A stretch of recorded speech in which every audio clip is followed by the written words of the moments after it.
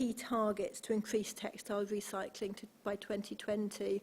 But overall, brands are doing very little in this respect. So this is why we need to educate consumers as to how you can fill your wardrobes in a more responsible way. Fashion Revolution encourages people to take part in the Alternative campaign.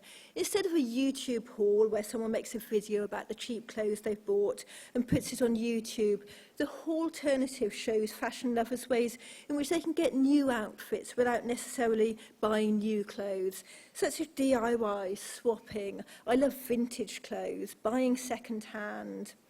Last year, our Alternative campaign included high-profile vloggers such as Cutie Pie Marzio and La Madeleine, who did an online clothes swap. Our Alternative videos have had millions of views online, so I encourage you to check them out. Last year, we also launched the Fashion Revolution Love Story.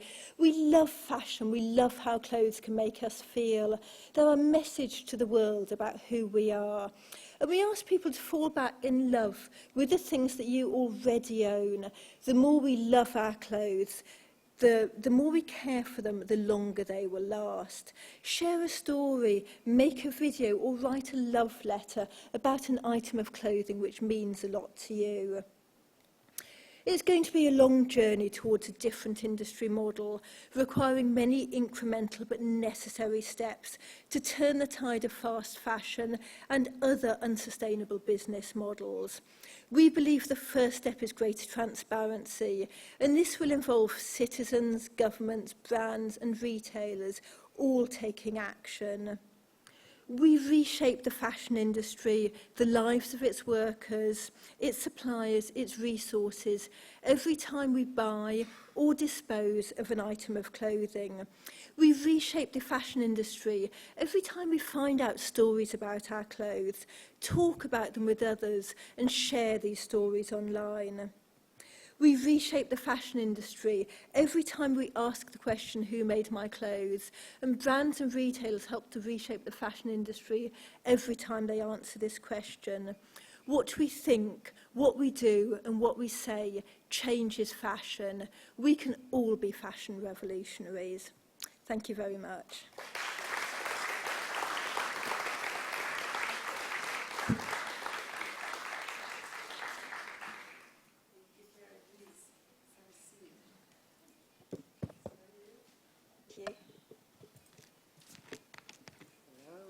Hola. Wow, well done. I like to be part of the revolution, fashion revolution. Yes, revolution seems like it's very much on trend now, but it needs to be a lot more than a trend, the revolution. It involves a lot of hard work as well. But it means like to see to have a passion for, see what I want to change and take a part of, like hands to work, no? Como ponerse a trabajar.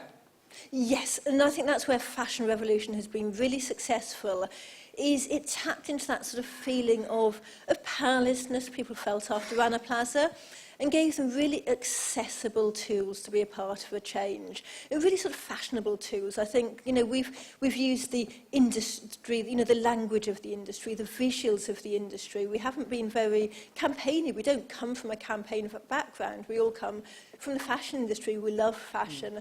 We just want to see fashion being made in a better way. Great. Well, do we have any questions for Carrie? Yes, please. Hello, Ms. Somers. Thank you so much for a wonderful talk. Appreciate it. It was amazing and inspiring. I want to ask, as a student myself in sustainability, that do you believe that, from the latest Green Biz report for 2018, ESG reporting being the top trend for 2018, that can bring those transparency index numbers up for 2018?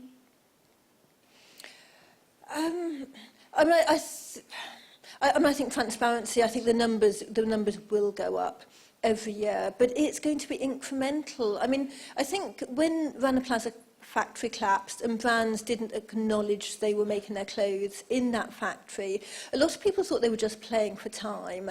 That wasn't the case. The brands really didn't know what their relationship was. So it's not a fast process. And a lot of brands and retailers apparently still don't even know all of their first-tier factories. So the reason that a lot of them are not disclosing this information is not that they don't want to publish. For a lot of them, they still don't know it. So it is going to take time. We aren't going to suddenly see transparency happen overnight. It is going to be incremental. But what we are seeing working really well is this sense of competition. We're having people, luxury brands, calling us up saying, well, actually, how did Hermes get such a good score last year? What are Hermes doing that we're not doing? How can we get a better score? And this is what we need. Brands are quite competitive. And so Absolutely. I think that's what's going to really push them, is they want to get higher scores, not just in the Fashion Transparency Index, but in all of these indices. And I think we will see improvements through the different reports and indices year on year. I completely agree. And then I want to ask the next question, that we see the carbon taxes, they will be soon coming. They're in the pipeline in less than 10 years. Companies, like bigger companies, they'll be required to report their carbon taxes. Do you think if that comes in, fashion industry might see a change? It might. I do believe it might see a change in the environmental side. But it wants me to ask you this question. How about the social impact? How do we quantify the social impacts, especially in the supply chain? That's the biggest challenge that we have.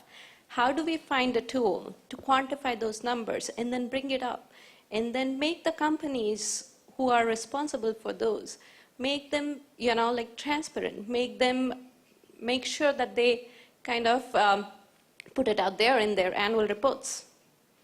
Yes, and that's why I said we need legislation, because brands are reporting on the environmental side because it's good for their shareholders. If they're putting solar panels on all of their factories, all of their facilities, their headquarters, their retail stores, increasingly brands are going, very green. A lot of them are talking about their, recycling coat hangers. I mean, isn't that just a complete no-brainer that you don't dispose of every coat hanger for every single garment you sell?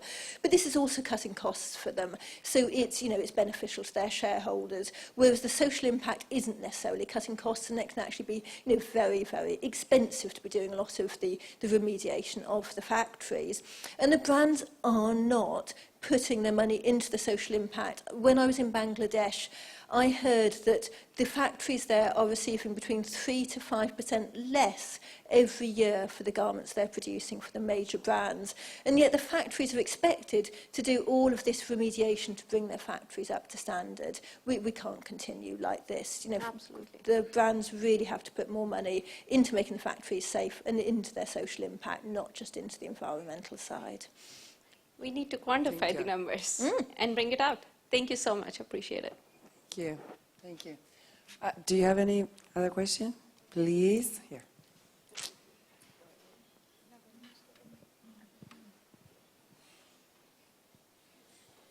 Hi, thank you. Just wanted to know, what changes have you seen personally from the moment that you came up with the idea of Fashion Revolution to now, 5 years later? What has been your experience with that? And I've definitely seen a sea change within the industry. I was talking earlier on about how with Patrick, when we did all our transparency work, it took us 6 months to collect those GPS coordinates. We did a huge amount of work, and then we had a transparency web page on our website. Nobody looked at it. No one looked at it. Nobody was really interested. No one understood the value of transparency. And for me, when Rana Plaza collapsed, I was a bit like, well, actually, now people are going to realise all of, why we put so much work, why I've been banging on about transparency for years and years, and no one's thought it's important. So I think, transparency has become so mainstream. It's good for investment. Investors are looking at how transparent brands are in order to work out how to invest, whether to invest in those companies now, because they know it's good for managing risk. So transparency has become, it's become not just good for business, it's become fundamental for business. I think that's the main change I've seen. It doesn't mean that the levels of transparency are necessarily increasing, as I was saying, fast enough, but people know that transparency, it's coming at them whether they like it or not. Thank you. Hi, I'm a designer of a brand from here in Miami, and Fashion Revolution has been a great inspiration for us. We've been working for 3 years, and like little by little, we've been learning and trying to incorporate all the transparency, working with the artisans and all that. But right now, we're collecting, recycling, like all of that. We're trying to do that. But right now, we're in a point that we want to go more towards the activism side, and we were talking about it yesterday, and it's really hard with so many things, to fight for. So hard to pick one cause that will be important here, for example, in Miami, as a local brand. So, any idea of that will be great. I mean, living wages, has to be one of the key issues. If you're just picking one, making sure you're paying living wages to everybody working, that's got to be, another one of those elephants in the room, because brands are talking about their commitment to pay living wages, but most brands aren't talking about what they're doing. They don't know when they're going to be able to pay a living wage, and they're not measuring their results. And so, if you can pay living wages to your workers, I think, that is the best thing you can do. Do that and shout about it. And another thing, also, to the consumer, for consumer education, what would be something so that we, with our petition or something where we can, have the community involved, be involved in this? I don't know. Yeah, well, on our website we have a huge raft of resources. So we have a Get Involved pack for brands and retailers, also Get Involved for education. In fact, we have a whole educational resources section, so everything from sort of quizzes, materials from primary school up to university. We have Get Involved for consumers. And there's so many resources on the website. There's the reports from the Garment Worker Diaries as well, which are fascinating to read. Really in-depth country reports in Bangladesh, Cambodia, and India. So if people want to find out more information, there's a lot of materials there, and you can really start to dig down and find out more about the issue. So that's a good place to start. Thank you. And links to other organisations there as well. Thank you. Yes. Sorry, good morning. So my question's really about the Fashion Transparency Index. I think it's a really helpful tool. Do you plan on making that methodology public for smaller brands to start off, like emerging designers, to use the methodology and be transparent from the beginning? It's certainly something I would be interested in doing. We won't put smaller brands into the index. I think just because I've seen, a lot of indices, you look at them and you get a few sustainable brands right at the top, and it tends to sort of skew the results a bit. So at the moment we're saying brands can opt into it, but only if they have over, I think it's £36 million, about $50 million turnover. But we want it to be for big brands. We're going to extend it to 200 brands next year. And not many companies have opted in, but a few of them, like Monsoon Accessorize, have. But I think the methodology itself is really important, and it's one of the things I'm very passionate about doing, getting funding for, is actually using that and turning it into tools and saying, this is the framework, this is what a young brand can do, because it's much easier to start off being transparent. It's much harder to plug it in afterwards. And from when I was in Argentina last year, there was a great demand there from young brands who wanted to be more transparent. So it's certainly something we will look at doing. We're working really closely with the British Council at the moment, and we're going to be doing a range of professional toolkits for young designers, young brands, and those are going to be coming out. I think they're being piloted in the autumn, so they should be available hopefully within the next 12 months as well. Great. Yes. We need a microphone. Oh, coming.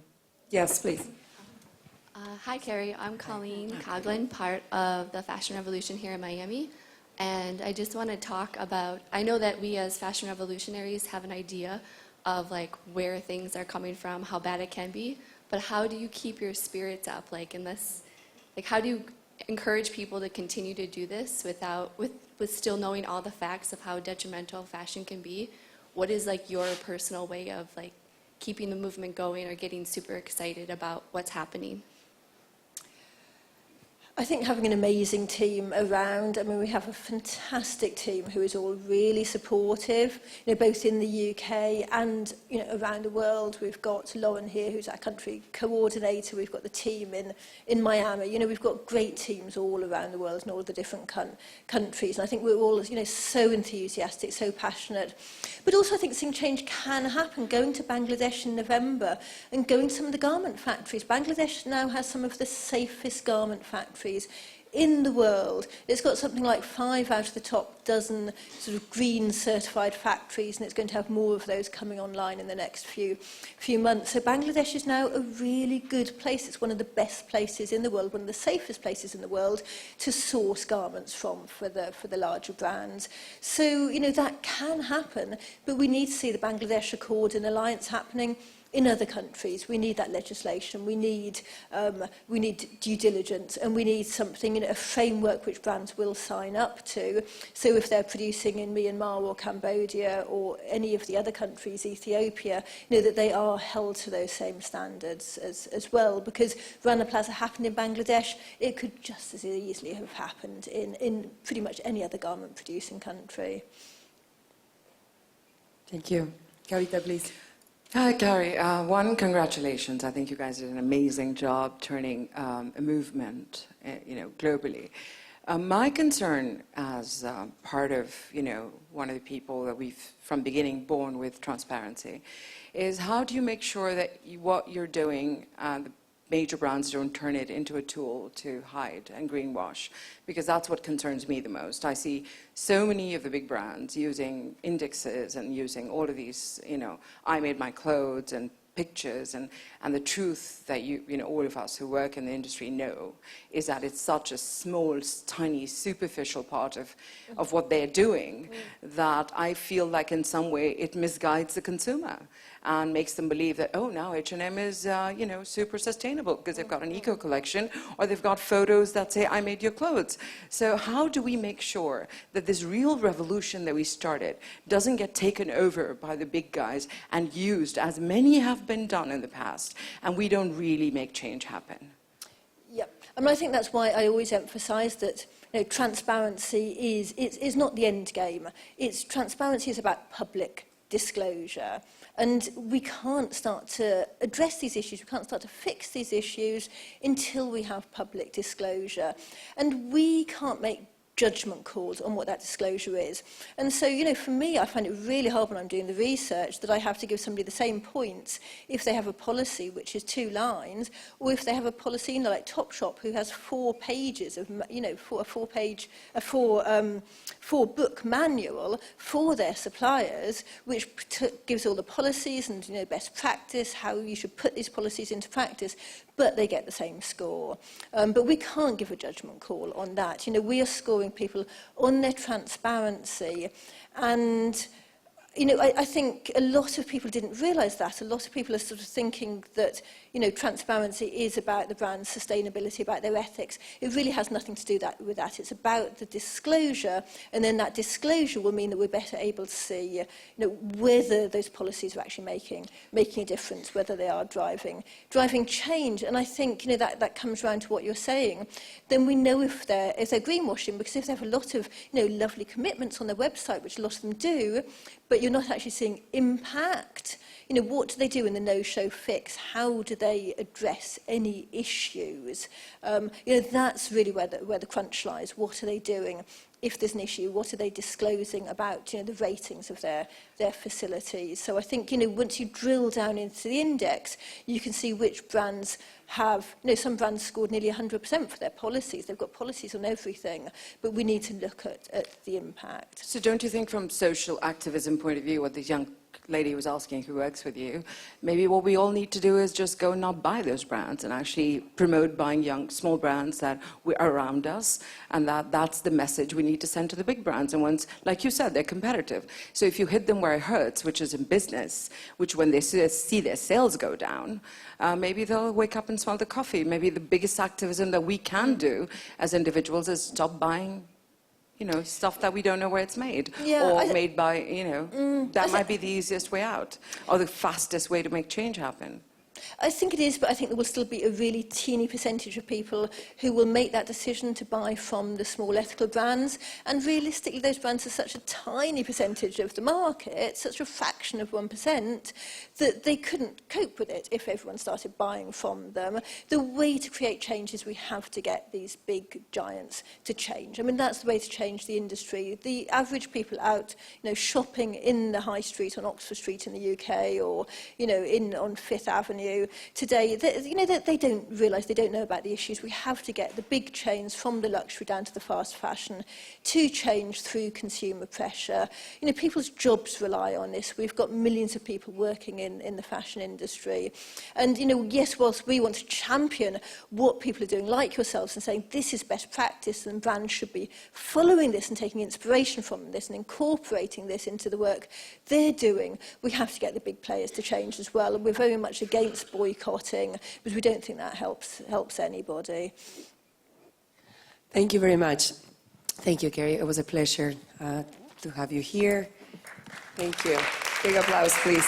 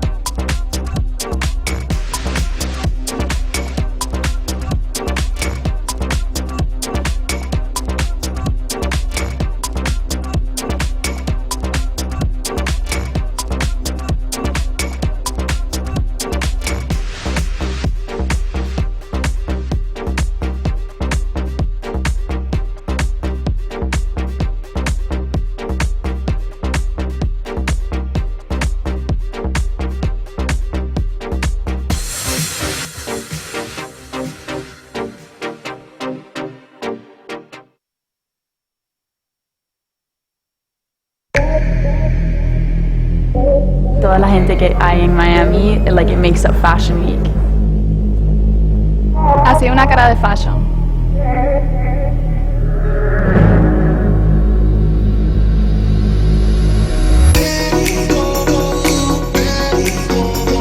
It's great to see that people from Ghana descent are in Miami Fashion Week.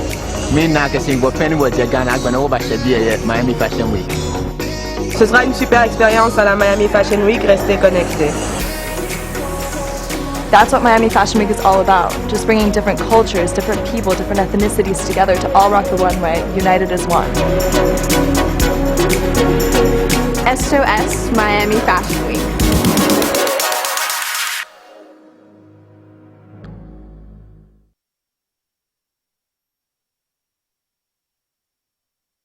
He worked as a maritime worker before switching to a journalism and a documentary film production. Sensitive to the contamination of our oceans and conscious of the power of fashion to bring change. He created C2C Eyewear. He likes to say that sustainable sunglasses will not change the world. People that wear will them. Please welcome Francois Van den Abel. Thank you. Hola, hola. Thank you very much. Welcome. Please. Well, we're going to go back to a little story. A romantic story, actually. A story that basically transformed a piece of trash into a glamorous product.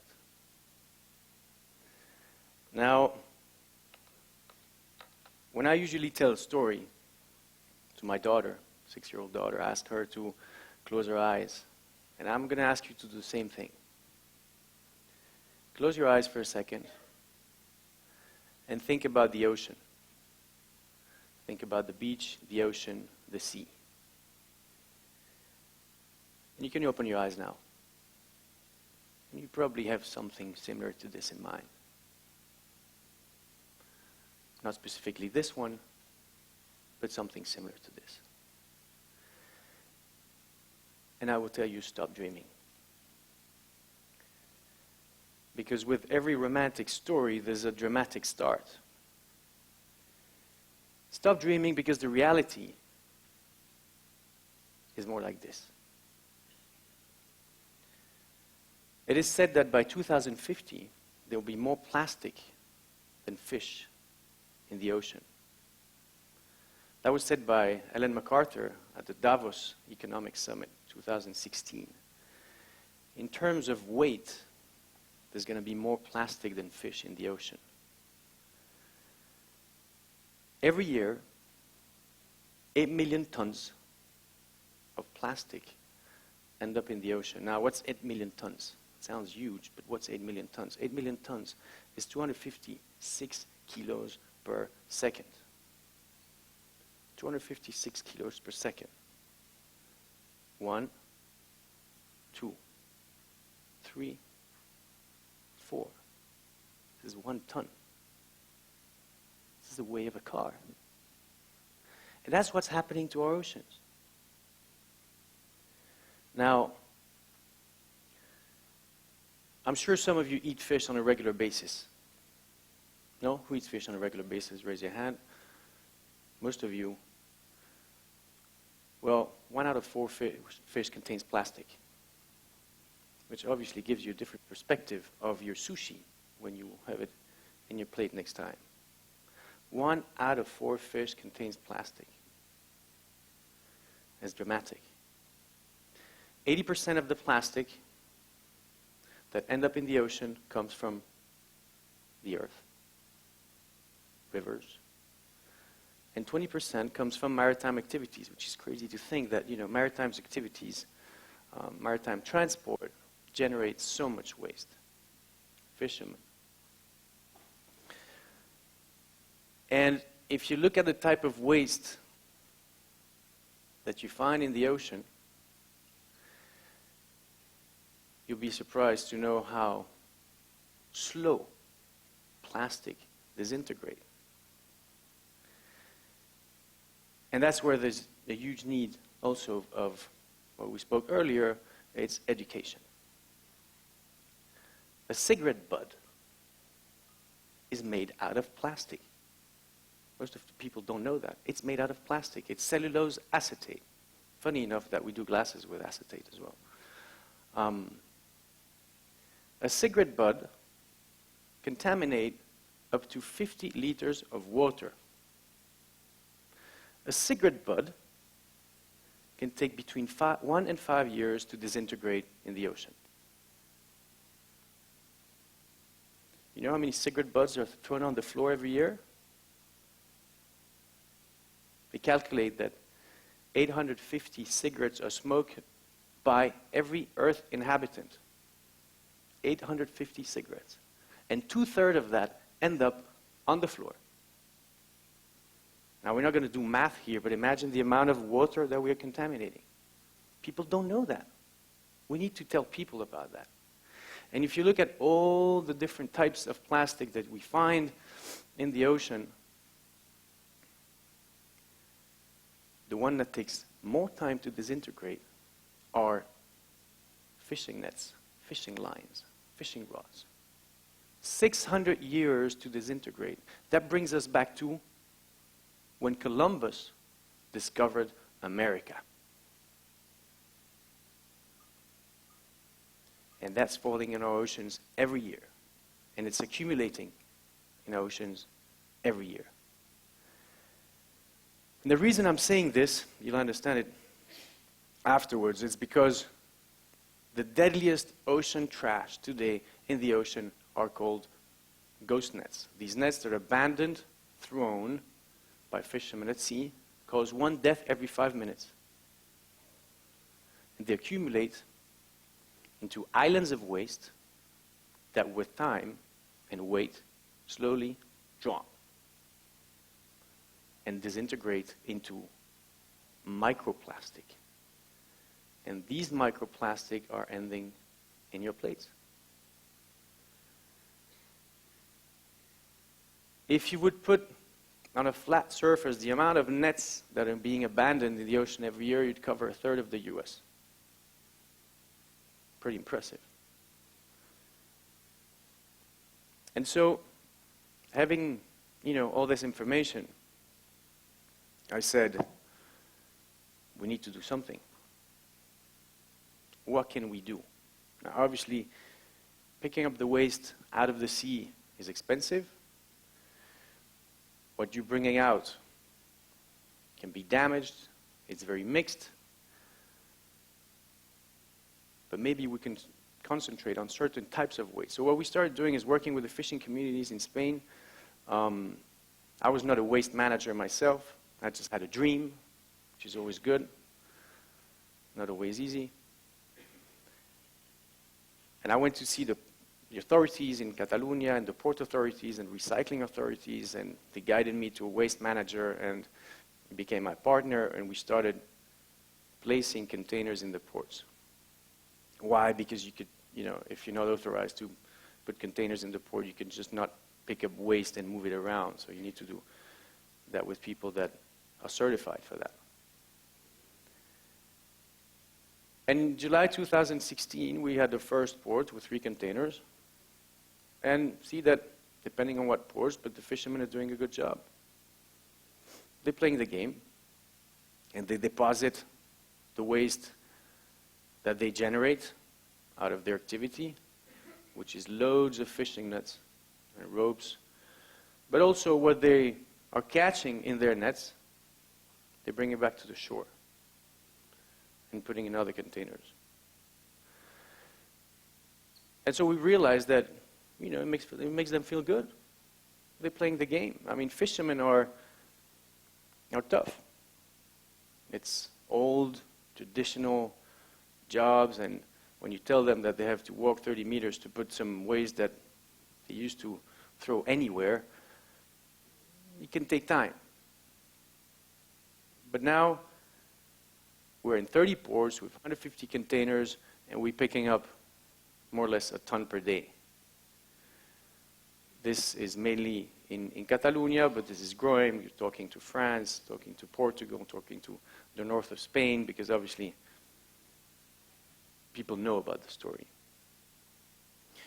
And so we're picking up 1 ton of waste per day. 1 ton of waste per day. 1 ton of fish nets, as you can see, and ropes and all that mixed type of plastic. For people that don't know, fish nets are made out of plastic.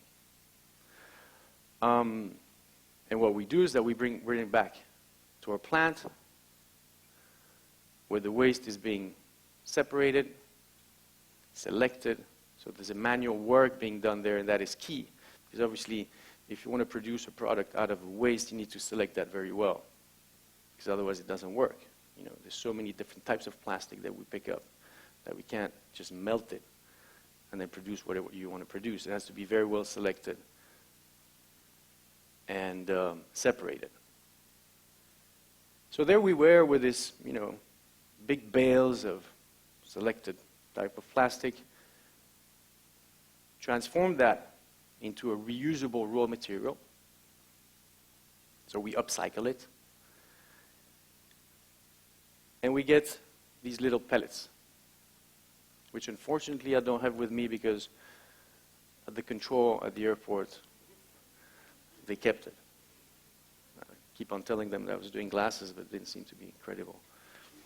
And little pellets, you know, pellets are little beads of plastic.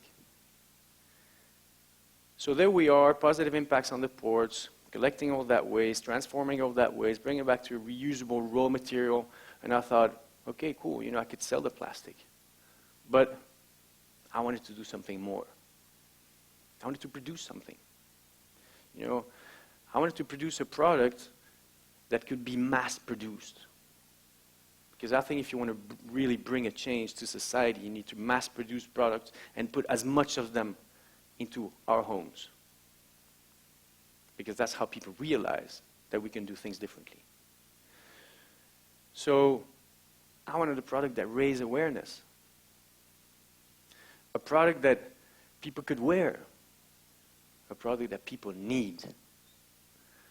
A product that would be seen. A product that has a visual impact. A product that would generate this do good, feel good,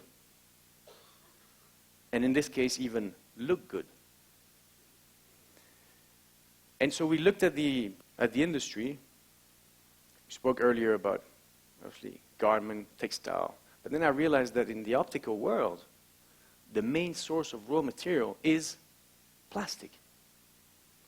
It's a $120 billion business, and yet sustainability is almost non-existent. And the main source of raw material is plastic. And I thought, let's give it a shot. So there I am with my raw material, and then I had to find, obviously, some manufacturers. So I went to Milan, biggest eyewear show on the planet. And many people laughed. It's a nice story. You know, storytelling is also story selling, but that's not going to work. And one company, working for the big brands, said, you know what, let's give it a shot. I mean, no one's doing it, let's give it a shot. So I was more lucky that day. 3 weeks later, I took 20 kilos of recycled pellets, flew to Treviso in Italy, went to the plant, dropped the bags and said, guys, here's the raw material. Let's try. And it took a few months. One day they called me and said, François, come over. And I remember walking in that office and there were 30 pairs of glasses. And as Carmen said earlier, I wanted to cry. There were my little babies. This crazy story, this dream I had, and there they were. So that was 2 years ago. And obviously, when you work with an upcycled waste, you need to learn about the raw material. So it takes time. You can improve it. The first glasses that came out were hairy. We had loads of different types of problems, but today we can say that we have a quality product. And that's how C2C was born. Obviously, the name C2C is, I don't know, one of this inspiring day that you have, plastic from the sea to sea.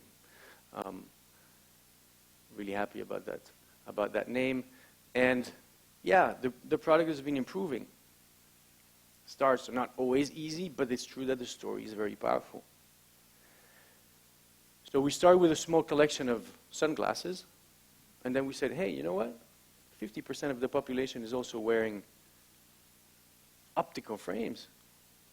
Why don't we try with optical frames? So now we have a collection of sunglasses, collection of optical frames, made 100% in Italy, which does help in terms of quality control, being involved in the design. It's only an hour away from where we are, and Italians know how to do glasses. So we have a collection of sunglasses, optical frames. We're selling all over Europe. Markets have a different perception of what we're doing. You can see that up north, for example, in Holland, Belgium, and France. They love the story and they buy. We are B2B at the moment, so only selling in optical stores. In the south, in Spain, in Greece, it takes a bit longer. But slowly people are changing. But it's hard because, when you're the first one, it's tough to imply the change. But they love the story. And we're doing collaboration. Recently did some nice collaboration with Vionnet Paris. I'm sure you're familiar with them. Some glasses that you see on top left were designed by Mark Quinn, great British artist. Reproduced some plastic texture. He sent us pictures of some plastic art pieces that he had made, and we reproduced that on the temples of the glasses. So we can do pretty much anything you want. We could do digital printing. We did a great collaboration with Huntsman, which is, for those that live in London, is probably the most famous tailor of Savile Row. We're just launching a collection for La Mer, and working on different collections. Because brands do love our story, and they want to use our story, obviously. And then, going back to, why glasses? Apart from the fact that it's true, plastic is the main material used in that industry, and then sustainability is still non-existent. Going back to what you said earlier, I think products are dead, if you can say. We're going back to the experience. What we're offering to the consumers here is the fact that they feel they are participating in the clean process of the ocean. Simple thing. Very simple thing. But it creates clients are becoming very faithful with us because, it makes them feel good. And at the end of the day, when you spend money, usually it doesn't, feel that good. But in that case, because of our story and the experience that we generate with the consumers, it makes them feel good. We also live in I'd like to say, like society. And that's something that has changed, obviously, the industry and the fashion industry is the social networks. When I say we live in a like society, it's because social networks are ego. Change your profile picture on Facebook and no one says like, probably depressed. And having a product that people can use in their advantage to say, you know what? I'm wearing trash, but I look cool. I look cool. I'm saving the planet.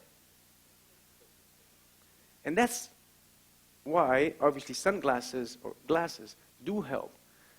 I put the picture of Penelope Cruz.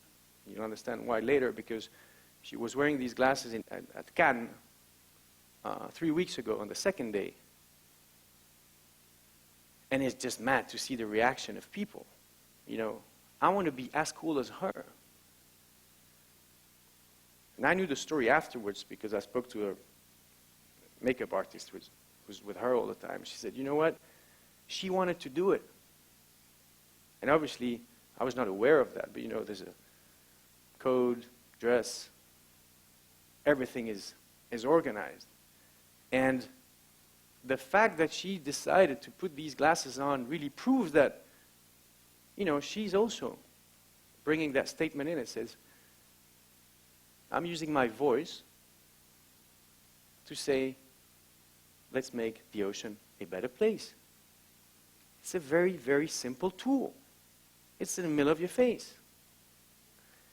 And that is thanks to social networks.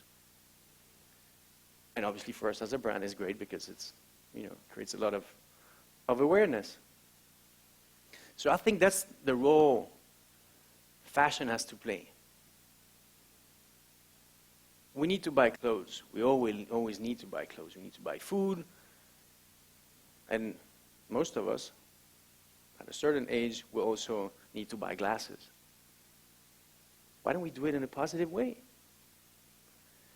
And I think that's the role of fashion. You know, the fashion is a vector to communicate. It's a tool to communicate.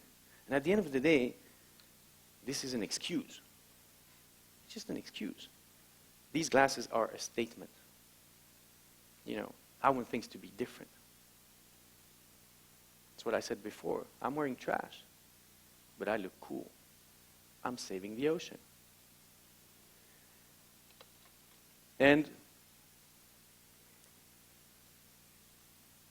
yeah, that's the project that's going on as well. It's C2C Foundation, where basically what we're going to do is create some collection points in different parts of the world. First one probably in Senegal or in Gambia, where we want to have more of a social impact on the communities that work with us. Money talks. So the idea is to incentivize them to collect waste, pay them for their work, educate them about the problem, but we buy the waste and we source our raw material. And use these collection points to offer eye surgery every year with doctors that would go down with us. So in order to summarize, what is C2C? I think it's a win-win-win. First is the impact we have on the environment. And obviously, you know, if you look at the size of the problem, we're not solving much. It's a little drop. Every eyewear that you wear equals to 100 square feet of preserved ocean, because that's more or less the amount of types of nets that you can upcycle to produce a pair of glasses. So win on the environment because also the impact that we have on the fishing communities that we work with. You create awareness. You educate them. That's the first win. The second win is about circular economy in fashion. We are disrupting the optical world. I like to say we are eco-disrupting the optical world with a new resource, which is trash. And the third victory that we have is with our consumers. They're becoming ambassadors of change. Every customer, because of the experience that he has with our product, does tell the story. And every customers tell the story, but also think about, you know what, let's consume in a different way. When you walk in an optical store and you see, you know, our glasses in a rack, so why would I buy this pair of, I'm not going to name other brands, but, you know, these are having a positive impact. I go for these. So this is a little surprise that we had 3 weeks ago. You're going to see the process. The first part of the process with some great bunch of fishermen with whom I've spent a lot of time. and I'll let you see the surprise we had.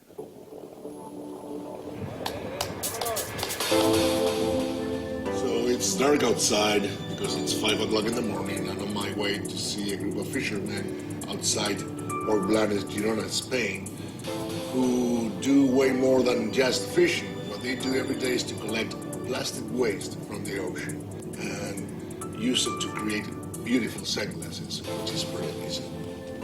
This startup, C2C, was the Spanish winner of Chivas Venture, which gives away $1 million every year to the most promising social startups from all around the world. So let's go and say hi. Buenos días. ¿Qué tal, hombre? Mirad qué tal. Chicos, sorpresa. Ya no caigáis. Soy Pedro. ¿Qué tal, Pedro? Vamos a meternos en el mar, ¿no? A recoger pescado y otras cosas, ¿no? Desgraciadamente, ¿no? So, Mark, my friend, I heard that in 2050 there might be more plastic in the ocean than fish. It's incredible what you can find there. It's full of straws, of washing machines, bottles, plastics, everything can you think is there. Wow. Everybody must do something for this problem. It's not a problem for us, for fishermen. It's a problem for everybody.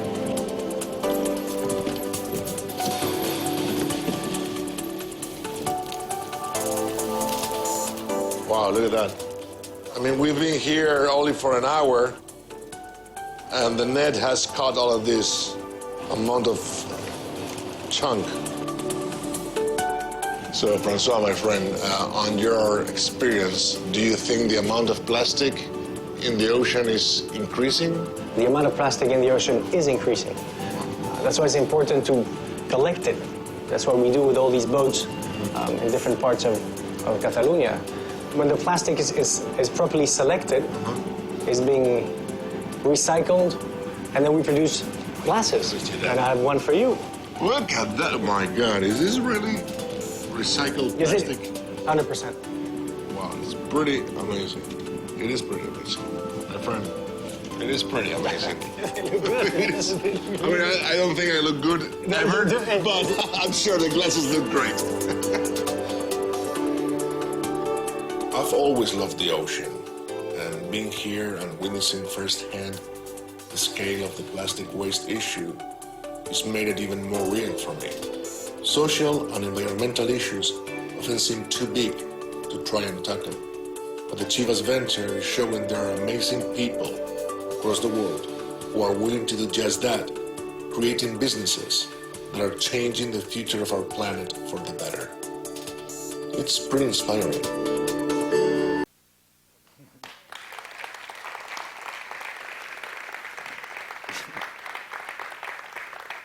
You can imagine the surprise of the fishermen. Yeah, it was a great day. So yeah, thank you very much. Going back to what Valeria said initially, you know, what we do is a small drop. I know that we're not going to save the ocean from plastic, but you know, sustainable glasses, as I said, will not change the world, but people that wear them will. Thank you very much. Yeah, pass them around. Try I? No, first I had to try. I want to try. There, look. Good? Okay, you put this on and let's do the...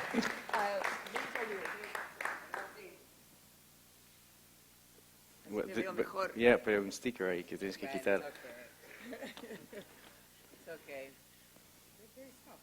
Oh, congratulations. Amazing. A ver. Hola, hola. Ahí estamos. Hola. Well done, very good. Do you want me to wear very these? Impressed. They're very and very light. So, with this, the plastic, we can produce only glasses, No. or you can do whatever. I mean, you've seen a presentation yesterday with type of plastic that you can do. With that you can do- plastic, and yeah, you use can it do loads only of the different- nets of what you Yeah, get. we collect after this- loads of different types of plastic, but then we found out that you could do glasses with bottles.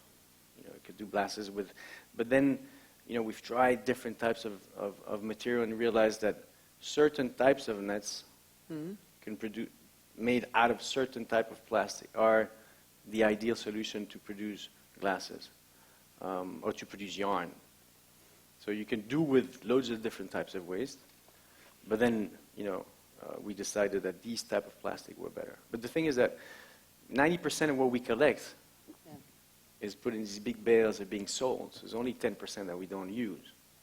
But we don't use these 90% to do the glasses, because otherwise we'd be providing glasses for the entire industry. What do you do with the waste sold. that you don't? It's sold to companies that other upcycle it, that do companies. yarn, and then brands buy the yarn to produce their clothes.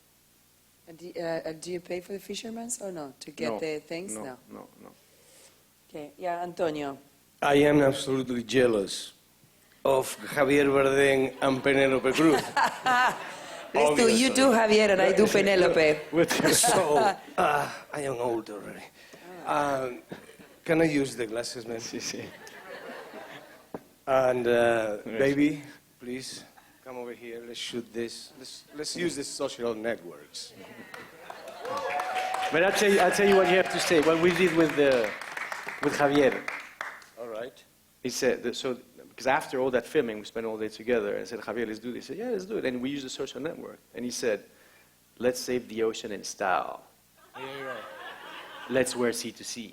Yeah. You see? But I liked your line before. Come here. But then take out the No, glasses. he's just saying, I wear garbage. And I look cool.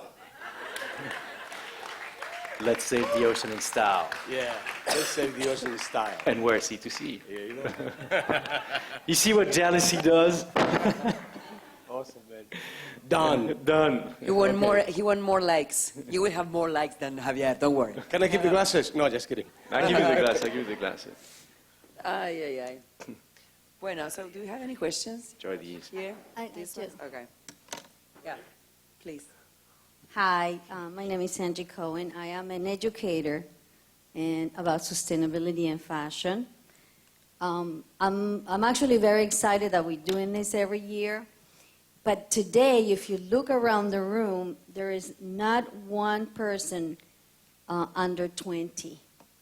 And really, the future is the kids. Your daughter is 6 years old. The planet is for her. We are not educating that generation of kids. I would love to talk to somebody about creating workshops for the schools all over the world. Let's teach the kids at 6, because your daughter is very smart. I teach, I see that. And the responsibility that they do take, because these kids go home after a class about the environment and they see those pictures and they are concerned. They know that something bad is going to happen. They take it to heart, and it becomes to them a second nature to separate the garbage, to really be aware what's good for the environment. The other day we were teaching the kids what is a footprint, what happens if you do not do the right thing. And after that we created a shoe ourselves out of garbage.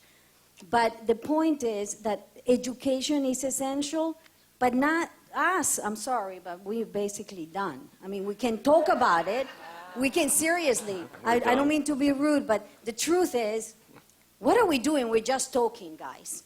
Every year we meet and we discuss it and we talk about it, but the action is out there. It has to be done with this new generation of kids. This is the future. This is their world. So we need companies to put money into educating programs in the school system. You know, after-school programs can be educating kids about sustainability, about the importance of saving the environment. That's all I have to say. Thank you. Thank you. Thank you. So what do you think? I think she's right. We have to educate, but I think that younger kids, are more educated than us in this. We have to invest more in school, but I don't know. I learn a lot from my kids.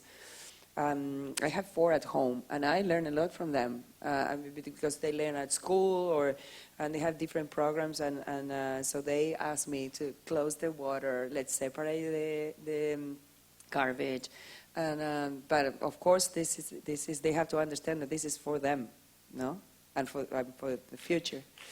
But going back to what you said, it's true. Obviously, at home we speak a lot about plastic and waste, but the funny thing is that what the C2C story has, the type of impact it has, is, on my friends, on the followers that we have social networks, but on my friends. Every summer, I get zillions of pictures of friends' kids with a piece of plastic saying, "Hey, can we do glasses?" It's just, it has a positive effect. So it's not. It's much more than, that's why I always say, the glass is not going to save the planet, but people that are part of this entire movement that we're trying to generate, let's consume in a different way. We can't do it. It's tough. We're small. There's huge, the optical world is managed by huge corporations, and I'm scared. I'm scared because I see they buy my product online. I've seen it. The 5 big ones. I saw the R&D department buying my products online, and whoa, it's really scary. Because as you were saying earlier, they eat you in half a second. And you're the first one, and you're rowing, sweating, and your daughter asks you, "Why are you coming home so late? With all this white hair, you look like grandfather now." But it's like this. And it's tough, and it's scary because obviously, funding, et cetera, et cetera, et cetera. So it's hard to be the first one, and, open the eyes, but especially because there's some giants behind that can just say, "Hey, nice story, this guy, C2C, wow, we saw it with Bardem and Penelope, wow, she, super story, copy, bye-bye, and I'm out." So it's tough, but it's worth it. Don't you get any help from the government? Mm-mm. Did you try? Because you're working for them, no? Let's not get into politics. In Catalonia, they have other problems at the moment. They don't care about the sea. They say they do, but there's other priorities. I don't really know. It's, but that's a different subject. So they are, and actually, China closed their borders to plastic at the beginning of this year. So before, loads of European countries were exporting plastic to China. They were recycling it. But now China said, over. We're not the big waste place of the planet. And so Europeans are starting to understand we have to do things differently, and what do we do with our waste? And there's a plan of action between now and 2030 on different types of waste that, how should we do it? And they announced, I think it was yesterday or the day before, huge amount of money to help kind of initiatives like ours, in recycling, et cetera. So it is encouraging. It is very encouraging, but it also takes time, and yeah, but we'll get there. Great. Do you have any questions? Yeah. Hi, is it working? Yes. Valeria. Yes, I remember your name. Hi. I have a question for you. I've been writing about sustainable fashion and a conscious lifestyle because I think it's more of the lifestyle, not so much fashion. We need to change our mindsets a little bit too. And my question to you is this. I'm an influencer. I founded an agency that works with conscious influencers worldwide, and now we're launching an app. And the question, I guess the issue that a lot of scientists and biologists and even authors and designers that I've talked to is that humans are not awakening. The information is out there, and it's still very slow. So my question to you is, what can we do besides writing about you and promoting everything that you're doing and buying your products? What can we do as influencers and as consumers to help you guys? Because you're already giving us the tools and the products needed for the change. So what else can we do?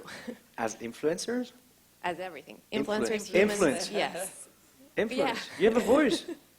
You have a voice. You're That's what we're influencers. doing. You have so many followers. You have a voice.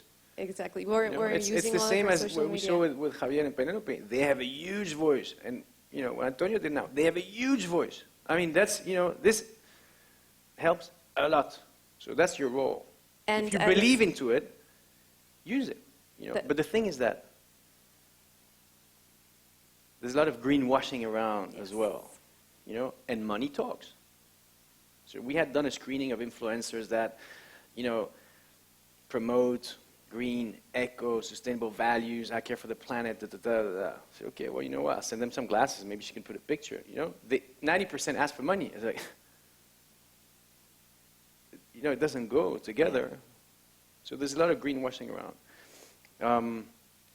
And that's why, you know, big brands also, I think, you know, well, you mentioned some designers earlier, there's no use to do one-shot big promotion and marketing campaign about, you know, this designer doing super dress at the Oscars, red carpet, all sustainable, made out of, you know, upcycled plastic, and there's nothing behind. You know, at the end of the day, you can't buy that. So that's why I said you need to mass produce recycled products of quality, you know, because my glasses, if you see in optical stores, you'd see no difference with the one. So you need to mass produce these products and have them as in many homes as possible. Because that's when people start realizing, say, whoa, you know what? I'm wearing trash and I look cool. You know, I'm doing something. That's how it works. And then the pricing, going back to the pricing that we spoke about earlier, it's true. I don't want to be too expensive. Because I'm a small brand. You know, because today what I'm trying to do is to bring the message out. You know, it's made in Italy, top quality. The guys that do these glasses do the, you know, the biggest brand that you know. But don't price it too much, you know, because I want people to play the game. Exactly. I want people to get into what we're doing. You know, we're creating this big family of people, you know, think differently. Wear the change that you want to see.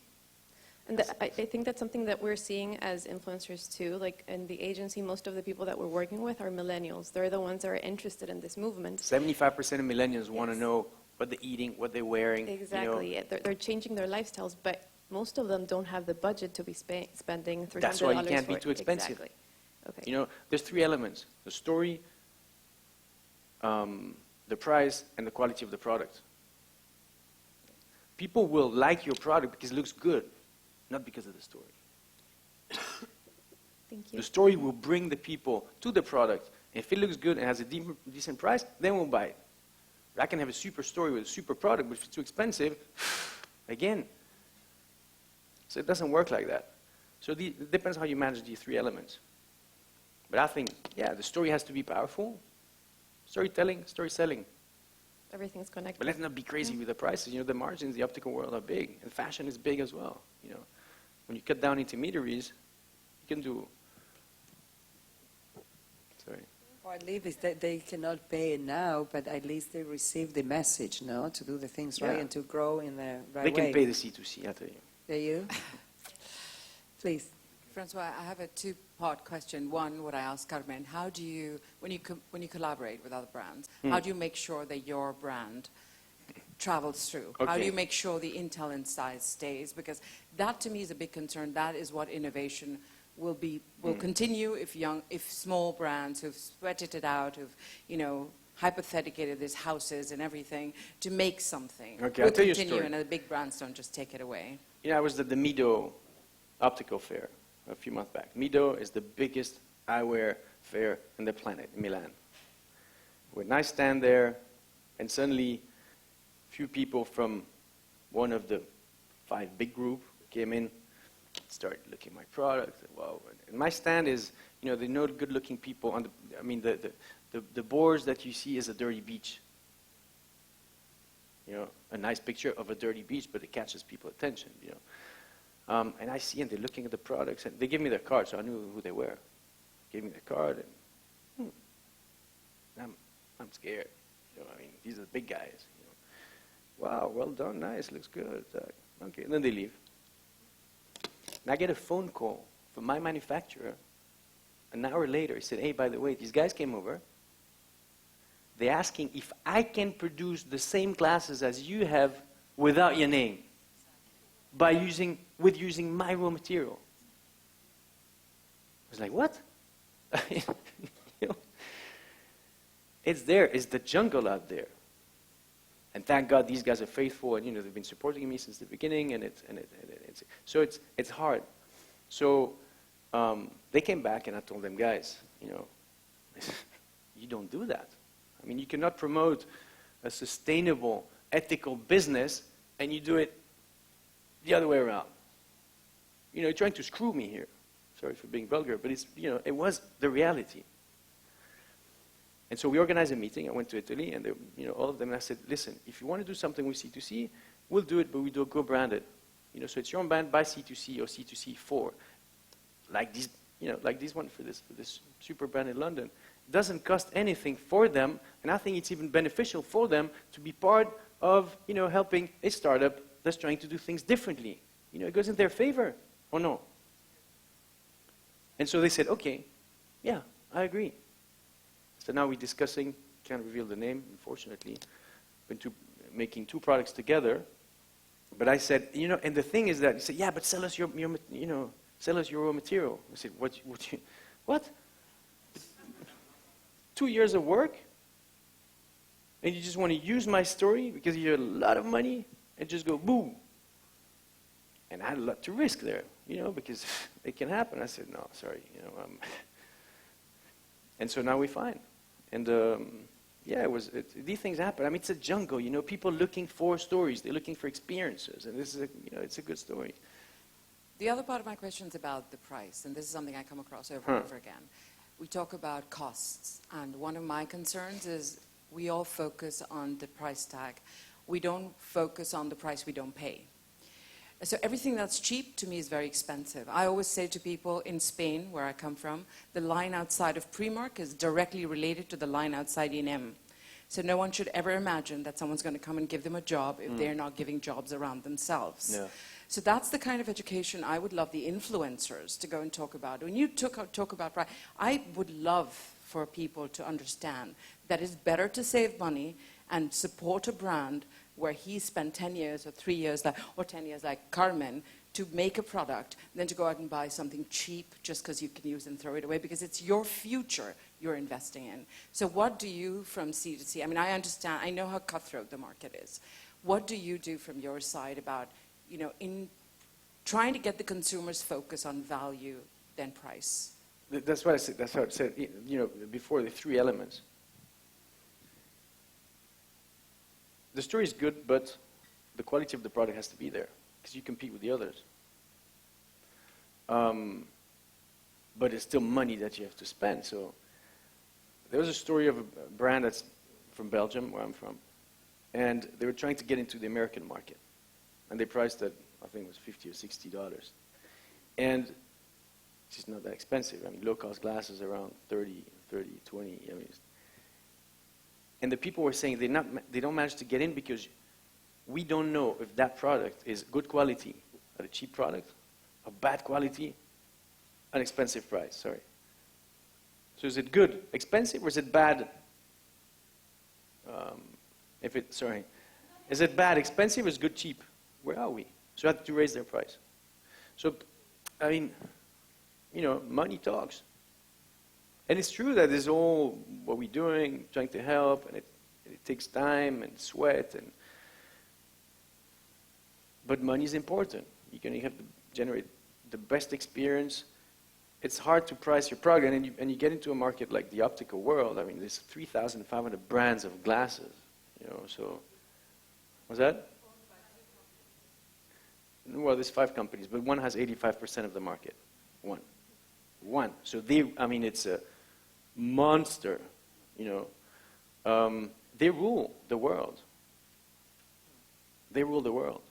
So my strategy was, okay, first, quality of the product. So the Made in Italy helped these guys know how to do glasses. You come up with something good. Second, let's go and sell it where it's the most difficult.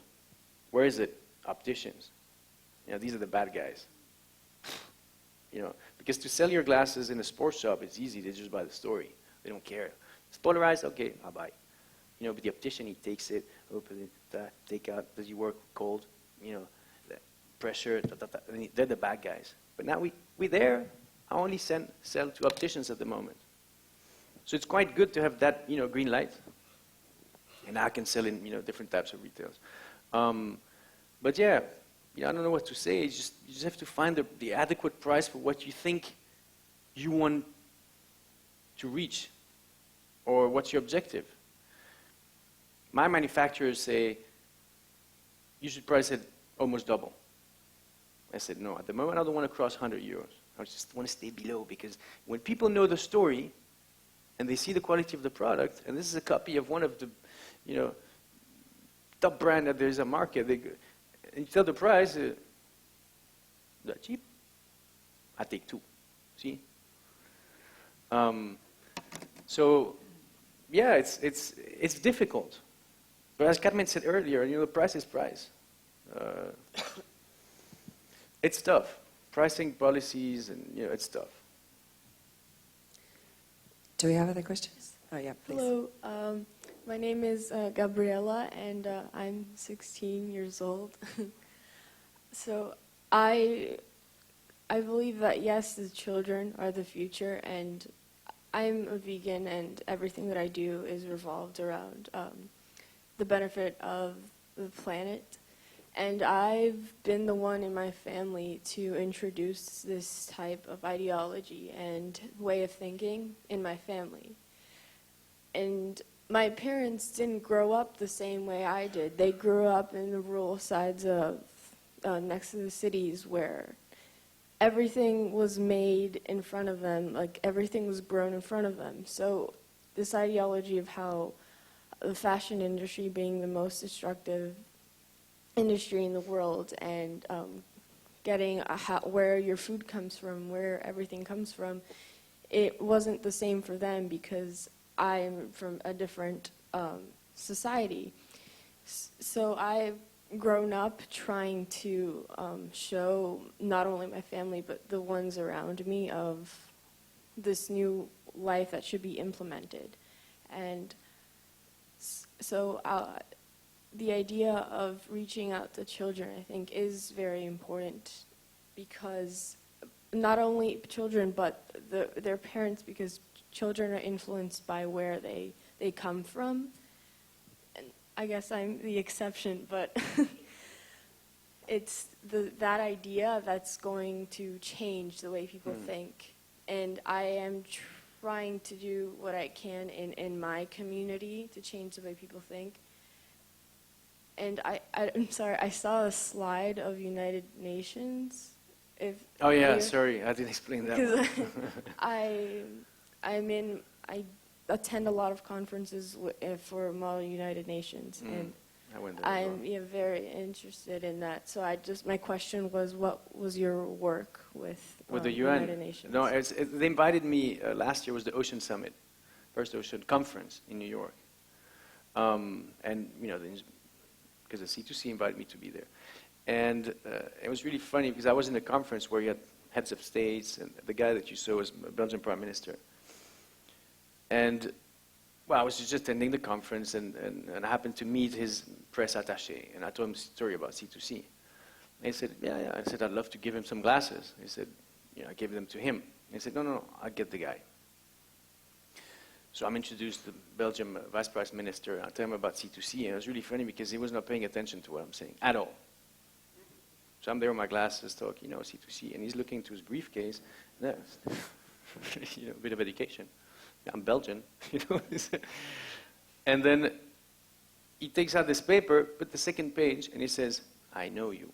And the last 2 lines of the speech he was giving in the assembly the day after was saying, we need to help startups like C2C that are, bring value to waste, My hair was like, wow. So that picture is the day after, in the assembly. I gave him some glasses. He put the glasses on. Maybe I can show it. He put the glasses on, and he gives his speech with the glasses, and he look at the people around like, whoa, what's happening? It was the first time some head of state was putting glasses in the assembly. It was amazing. It was amazing. And that's just, so that's the anecdote with the United Nations. And I was crying, Thank you. Can I manage that? Yeah, it was fun. Thank you. Do we have other questions? Yeah, Carmen. Francois, Tell me. thank you so much. Wonderful, inspiring, everything we know. And to you. No, listen, we're talking about you now. We're talking about you. So about education, I want to say that I totally agree with everybody. I did a tiny little workshop in a school in the middle of London about the story of Piñatex. I had little symbols with the ananas, and there was the ananas granddad, the grandmom, the daddies going to the farm, the children going to school, and the idea is to do a school for children.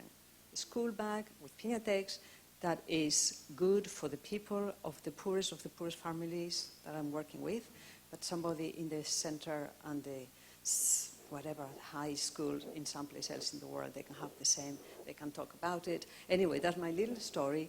I totally agree, and those kids, they were like, wow, right? I'm going to start talking to the other kid at the other side, and my granddad needs a little grandchild or whatever. It's beautiful, it works. So, yes, education. But my other thing is, let's go beyond the wonderful work that you're doing, EcoAlf is doing, and the reason why we've got all this rubbish in the seas that you're trying to sort out, it's because at one point, after this whole industrial revolution, we stopped thinking about nets can be made with something else. Does anybody know about that? Nets have been done forever with natural fibers. Now, there is one particular natural fiber that I absolutely love, I work with, which is abaca. Anybody knows about abaca, right? Abaca comes from the banana. It's not a tree, it's actually a grass, right? That is a 3 meter long, it's strong, it's 8 times stronger than cotton, and it's got a very particular thing, which is, it doesn't rot in salted water. But how long does it last? Hey, it doesn't rot in salted... How much strength it can hold? Hey, hang on. It can tow a big transatlantic or big boat that used to do that. Plastic came, it's not because it doesn't do the job, it's because it's so much bloody cheaper, right? And why can we not? Can somebody here please start a new business? I'll help, right? A new business, sorry? Okay, somebody else's. Honestly, abaca works. I've seen it because I work in the Philippines. The biggest industry they had before plastic was actually ropes. And the ropes were used for nets.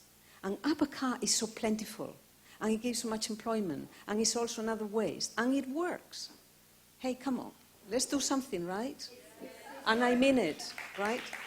It's already working. It's already working. It's already working in Africa. Good.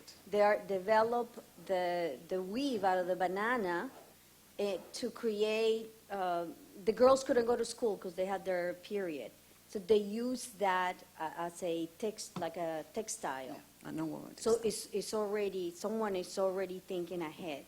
We're It's not being used. We're not being super creative here. We're just going back to the knowledge we had before and using that before plastic came. And we really have to think that way. That's what I want to say. A new business, right? Thank you. Thank you, Carmen. Do we have one more questions? Are we ready to go? And bueno, thank you very much. Thank you François. to you. Thank you. It was a pleasure. Thank you. Bueno, These are for tomorrow. you. Now, this is let's for me. save the ocean in style. Of course. Of course. Thank you very much. Bueno, we see you tomorrow. Tomorrow, 10 o'clock, we're here for the last day of the Miami Summit. So please don't miss it. Okay? See you tomorrow. Bye-bye. Thank you.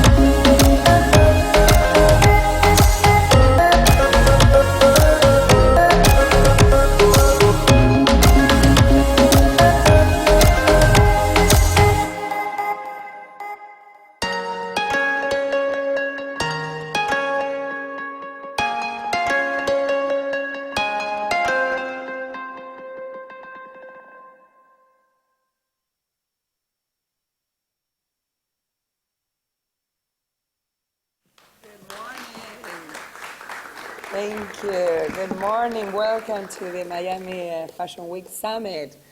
We're very happy for what happened yesterday here, so I hope today we're going to have a very good day. Fashion is an industry where sustainable matters has been ignored. So that's why we opened this platform to share and experience knowledge, ideas, and opinions. Today, we're going to start with the founder, chief creator, and research officers of Ananas Anam UK Limited, develop Panyatech, the natural leather alternative made from pineapple leaf fiber. She is an ethical entrepreneur with a vision for a more sustainable future, connecting people, ecology, and economics. Original from Spain, please welcome Dr. Carmen Hinojosa.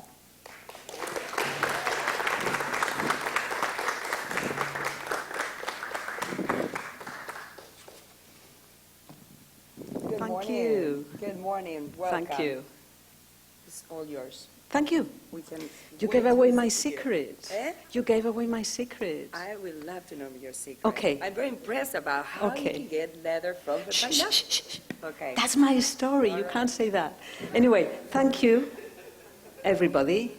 It's wonderful to be here. Thank you, Miami Fashion Week. And thank you, all these amazing people that we heard yesterday. So here we go. I'm going to tell you a story today. And the story is how you go from this waste from agriculture to this nice-looking shoe. And before that, I would like to tell you a little bit how maybe I shouldn't be moving too much. Okay, ready? No. How I went from my personal life to finding these fibers. So I come from Asturias, Spain. I left at 19. I couldn't really stand the place. So I went to Ireland because I thought, okay, I'm going to learn English. I'm going to be a teacher in somehow English and then travel the world. I didn't become a teacher, but I got my English diploma. And 2 years later, I got my first company going. Having 30 pounds in my pocket with my partner, we started up a manufacturing leather company. And 15 years later, we had 30 people. It was kind of a nice little luxury company in Ireland. We were selling to places like Harrods, Liberty, Takashimaya in Japan. So we were kind of little famous, making quite beautiful luxury products. And then as a result of that, I was asked to start to do consultancy work, meaning I would have to go to places that needed help, right? In manufacturing, in design, in quality control, etc. And one of the countries I went was Bolivia, the Altiplano, the Quechua, and the Aymara up there. And there were ceramists, but it's all about design, it's about manufacturing. And for the first time I realized, working with these people that have so little, I didn't know how to help them, right? We didn't even have a kiln. We just had a hole in the ground. We were cooking, if you like, our pots in there. And I thought, oh my God. But it really made me understand that a product primarily is about people. And it was so in my face that I thought, oh my God, it's about people. Everything is about people. After that, another country I went to, amongst other countries, it was the Philippines. And my brief in the Philippines was to upgrade the leather industry for the export market. So there I went. But I already had changed a little bit about this luxury leather. Sustainability wasn't a thing that you could hear about in the 90s. So I wanted to see what was behind the products. So I started to look into the country. I started to look, what was the materials that the country would give me? What access had I got to skills, traditions, craftsmanship? That was one thing, and then I had to still go to my brief, which was, okay, where is this leather coming from? So I went to a tannery. For the first time, I would buy the most beautiful leathers, but I never really went into the depths of a tannery. And it shocked me so much, really, that I said, that's it. I'm not going to work with leather anymore. I didn't have a clue now what I was going to do because that was my life, right? Anyway, I did it. I went to the Design Center of the Philippines and said to the director, look, Miss Franco, I can't do this anymore. But you've got these natural fibers, you've got these skills, you've got these traditions. Please do something with what you have in your country. And I thought, that's the end of my job, but that's what I need to do. And she said to me, listen, Carmen, go ahead and do something. And I thought, I don't know anything about this. She said, go ahead. And I did a beautiful job, not knowing anything. I really am very proud of this, working with farmers, working with weavers, working with natural dyes. But I still had this little bit in my head of, wow, but I need leather to hang these bags, to do something strong. And then is when I found amongst the other fibers, these fibers, and that was really the next step for me, because my thinking was, what if? Everything starts with what if. What if I make a mesh? In my imagination, I had a mesh already made up, fibers going up and down, a mesh, and then I put the skin on top, and that's like leather. Now, it took about 10 years and more to get to that point, but that's the beginning of my story here, which is the beginning of Piñatex, which is a product made from pineapple leaf fibers, which is the waste of the pineapple harvest. It's unique in the world, I have to say. I've got a patent on it. And it really is, its vision is created through the circular economy. What does that mean? It really means that you think about a product taking into account the full supply chain. And this is really how we need to create today. And it's actually disrupting the fashion, the leather, and the petroleum-based textiles industry. I like that. I can't move too much. Now, why is it disrupting? Look at the leather industry. It's not only the leather industry. Think about 1.5 billion cattle in the world, more than the population of China. How can we have this amount? Think of places like the Amazon basin, where all these huge cattle farming conglomerates, nearly we can say, they are there. 75–80% of deforestation is because of this. Think about land, think about water, think about the food that these cows eat. It's totally unsustainable, right? And then we still have the leather. It's a byproduct. It's okay. It's strong. We've been using it for centuries, millenniums. But it's how we make it today. It's totally unsustainable as well. Those chemicals. I mean, 50, the age of an ordinary worker in Bangladesh, in some of this Ethiopia. I'll be dead by now. Hey, that's not right. Yeah? So that's leather.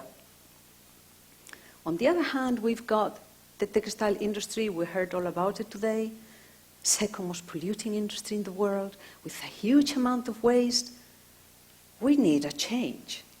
Put it simply, we heard it all yesterday, we really need to think differently. And there comes Piñatex.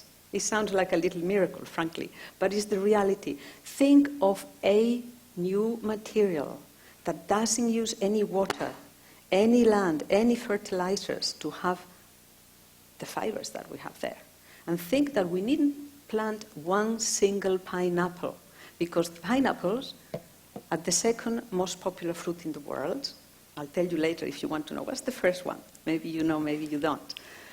And we've got 13 million tons of leaves that people don't know what to do about it. Imagine that. It's beautiful. As far as I'm concerned, it's quite beautiful. So let me tell you the story. So we all know about pineapples. I go to places and they've never seen a pineapple plant. So you probably have seen pineapple plants. They're kind of this high. It's one fruit. It takes about 14 to 16 months to grow. It's a rotating crop. So we've got pineapples all year round. Beautiful. It's not like apples or oranges. So we've got the pineapple. We chop the pineapple. We eat the pineapple. And the plant has about 30 to 40 leaves surrounding the pineapple. And then we have the leaves left to rot in the ground. In places like Costa Rica, the first country in the world that produces pineapples, they've got a really big issue because they're burning them with some nasty chemicals. They're stopping now those chemicals and they don't know what to do. So I'm kind of the salvation of many, some of these places, which is quite good.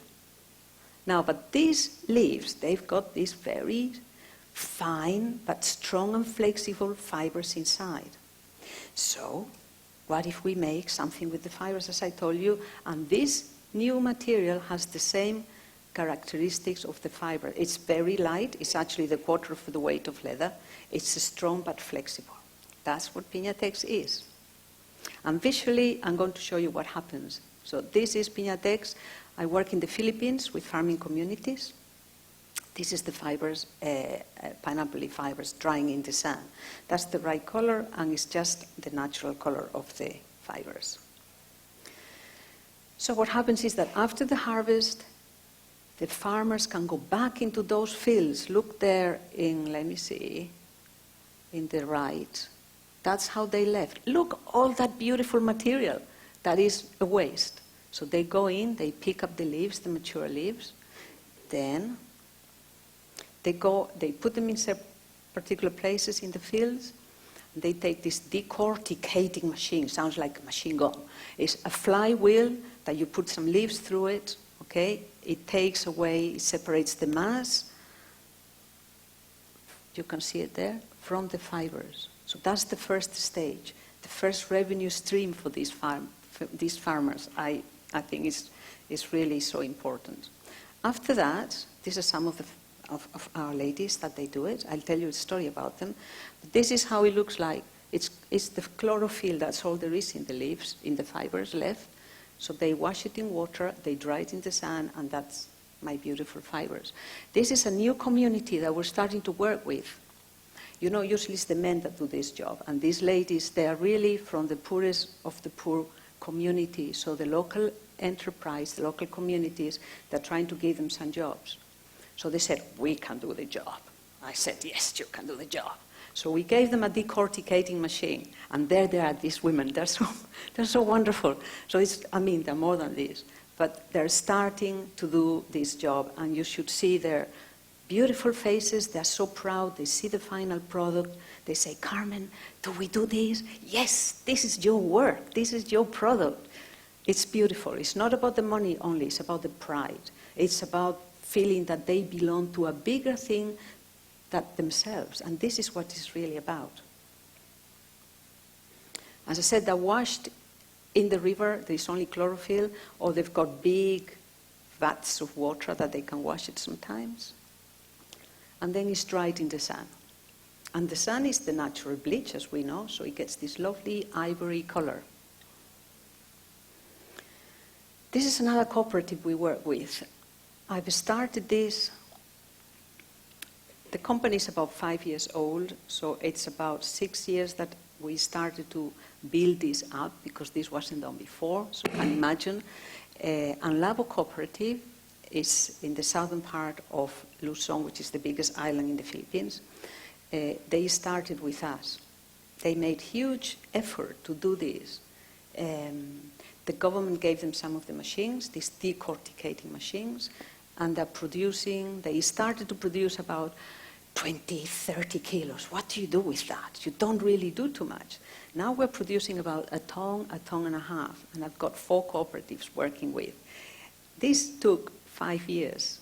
So now we have to really increase this speed, to keep moving into upscaling. But once they see the future, they really pull themselves together. So this is Mario, the manager, very proud, showing our fibers. Not only the fibers, this is the beautiful thing. When you think of a product, you have to think, what is there that I can use? What is it that I can reuse all the time, over and over? So imagine taking those fibers and the waste, which is this lovely, fluffy green stuff there, is biomass, and it's about 95, 96% is biomass. What do you do with that? All the nutrients, they are in this biomass because the fibers are nearly 100% cellulose. So what we are doing is organic fertilizer. You mix it with other waste, they put vermicomposting, and in about 3 to 4 weeks you've got a beautiful fertilizer. Now this is the most expensive thing that a farmer has to buy, because a pineapple is a clone of itself. So you cut the top, right, the little leaves, you plant it again, and this is really their plant, which is fantastic.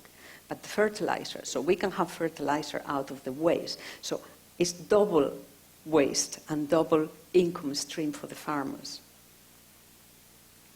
So from the farming community, Piñatex moves into the manufacturing community. And this is the idea of this mesh that I was telling you about in my head, these fibers going up and down. How do you do that? My background is weaving, as I said to you. But that's not big enough, that's not fast enough. I was thinking of this blending of fibers, and that's a non-woven. Think about felt. Okay, so this is a non-woven process. What's the difference? Is that this is a mechanical dry process. It doesn't use any water at all, and it's really fast. My idea is that I want this to be as big as can be, because then more and more people can benefit from this. And this photo, I promise you I was crying. This is the first time that I realized my idea could become a reality in industry. You can make a little meter, you can make 5 meters. I want to make thousands of meters. So we had about 500 kilos of fiber. So we said, okay, let's put it through the machines. I mean, the machines are 20 meters long, 5 meters wide. You've got, you need at least 500 kilos to feed the machine, to try it, to see, is this really feasible? So these 10 meters were the first time that I thought, wow, we can do this. It's possible. We can industrialize this process. Total breakthrough, a beautiful moment in the life of Piñatex and also in my life. Then from the Philippines, we don't have the facilities to do the finishing, what we call the magic of Piñatex. So it goes to Spain, to Catalonia, outside Barcelona. I'm working with 2 companies, the finishing companies. So one does the resins and the pigments, and the other one here, this lovely Acabados González, they do the tumbling, meaning that we break it a little bit, we give it the softness, we give it the right handling. And this is the best slide. It's the supply chain of Piñatex. And it really is. Think about it. We've got the pineapples, chop, chop, we eat them. We've got the harvest, okay? We've got the farmers going back into the land, picking them up, decorticating one revenue stream. No water, no nothing. We'll wash them with water, but it's no contaminants, it's not toxic, it's nothing like that. It becomes a fiber that goes into a degumming process with enzymes to take the gum out. And then we've got this non-woven mesh that I told you. We put it in rolls and ship to Spain, to the factories. Okay, we do this, and then it goes into the products. What are the products? I will show you at the end. It can be made into bags, it can be made into shoes, it can be made into the seats you're sitting on, it can be made into soft furnishings, train seats, aeroplanes. Really, the sky's the limit. But the lovely thing I want to show you is that in here, this is, in the farming community, this is a closed cycle.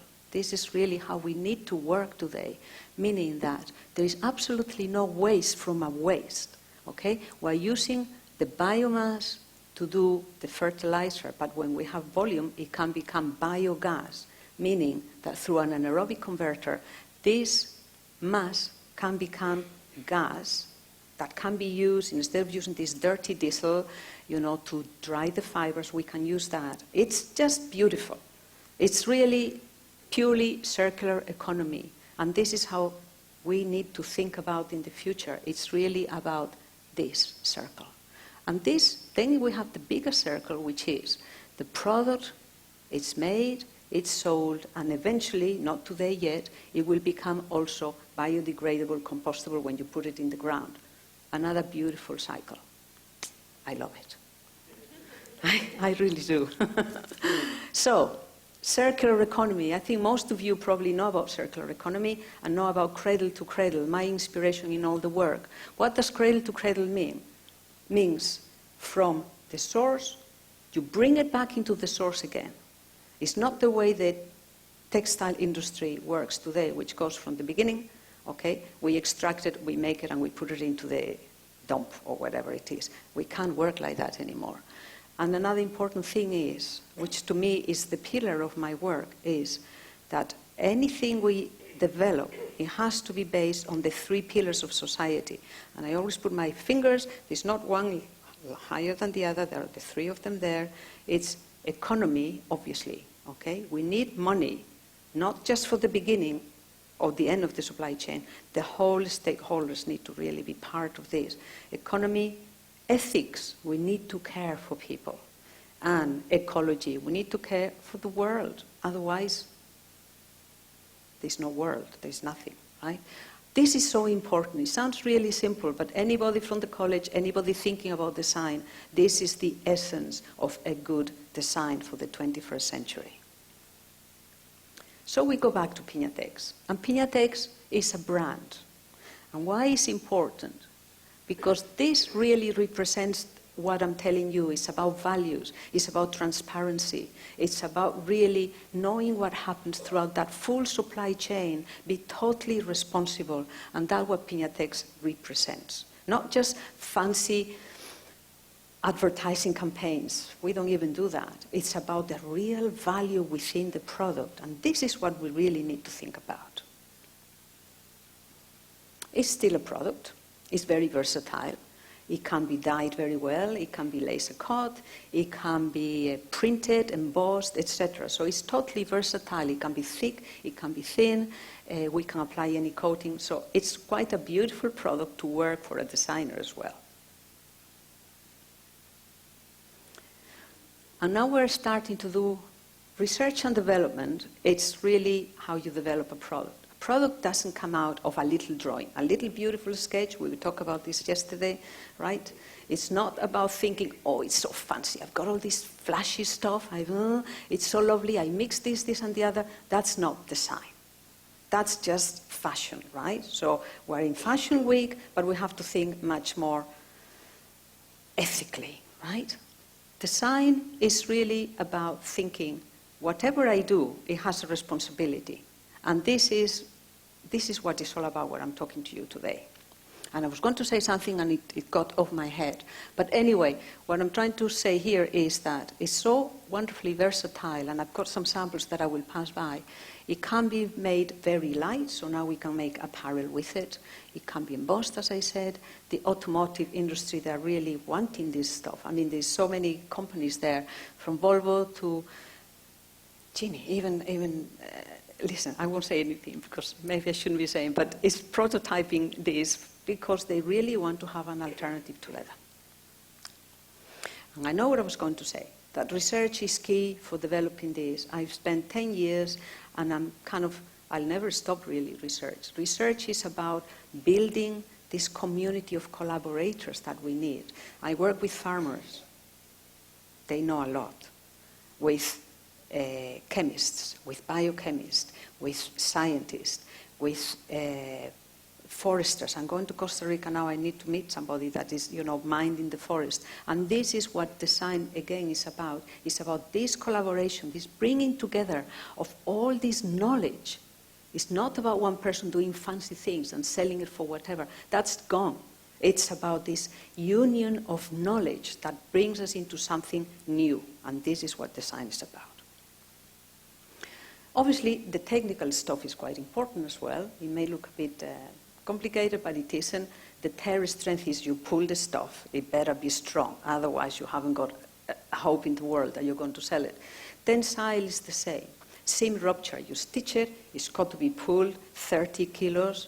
It lasts. Good. It passed. These are all ISO. These are the international standard tests for lots of these. I mean, it's gone through about 20 to 30 tests. These are the main ones. Color fastness, you don't want something that goes rubbing off you. Rubbing off anything. Martindale, when you rub your shoe, you make sure that, nothing comes up. So this is what design is about as well, is the technology behind it. And we are a B2B company. We don't make products yet. We will eventually. maybe in a year's time. So we sell product to companies. And how do we choose these companies? By their values. They have to have something that links with us. So not everybody, it sounds terribly snob, but not everybody can use Piñatex. So, and we've got more demand than supply, but we are upscaling, which we need to make sure that the whole thing makes sense. And these are some of the companies we're working with. These are some of the products. So, apparel, different companies doing stuff, shoes. And I like to say something because a lot of these shoes, if we take these ones, Posu, it's an English company that made in Portugal. But a lot of these are our early adopters, the ones that are really keeping us going. They are vegans, the people that they really have a strong responsibility. They feel responsibility towards all the materials they use. In a shoe, the worst thing is the glue. I mean, it's like dreadful. Stick things together. You can't get them unstuck, obviously, otherwise, you know, your sole goes one side, you go another side. But nevertheless, there are different ways. It's all about design again. So Posu has developed a way that doesn't use any glue. It's done in a way that they put things together inside out without any glue. And this is the type of people we want to work with, and we are very proud that Piñatex is related to this kind of philosophy. And this is a Hugo Boss. I've got a sample there that I'll pass around. You know, you think these big companies don't care. Well, they do start to care. So they did a limited edition. It's only a couple of months. It's selling very well. And they're really trying their very best to do a product that really contains this new way of thinking about a product, sustainability. So the rubber is natural rubber. The sole, the laces are organic cotton, and then you've got Piñatex. And just, I'm going to show you a very, very quick little video that they did. And what it shows is that we need this to sell a product, right? They're actually educating people. Look at that. It doesn't look like leather. People may say, ugh, it's not nice and soft. But it is Piñatex. It's a new product. So we need to educate people how to see a product that is new in the market. And that's not an easy thing to do. They've done quite well about it. This is other products, bags by different people. And I live in the UK, I think I said that. And the UK, with all the problems we have with this Brexit story, big one, but they're very smart, they're very, very good at design, they're very good at innovation, technology, science. So, how do we promote ourselves in the UK about innovation? We are innovators. So what they're doing is to go around the world with all the royals around the place. Oopsie, let's go back. That was in Sweden, Stockholm, in January. So they had this big, great British design. And this is not about the grand design of the 19th, early 20th century. This is about the new future.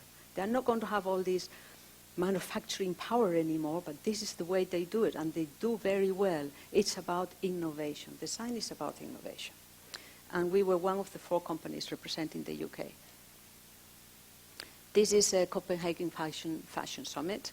Again, they're really looking for the new, the future, the innovators. They have something to give back, and this is what it's about. This is part of my team. I don't know if anybody knows this lovely lady, Livia Firth. Anyway, a little story about this, because she's the eco lady, right?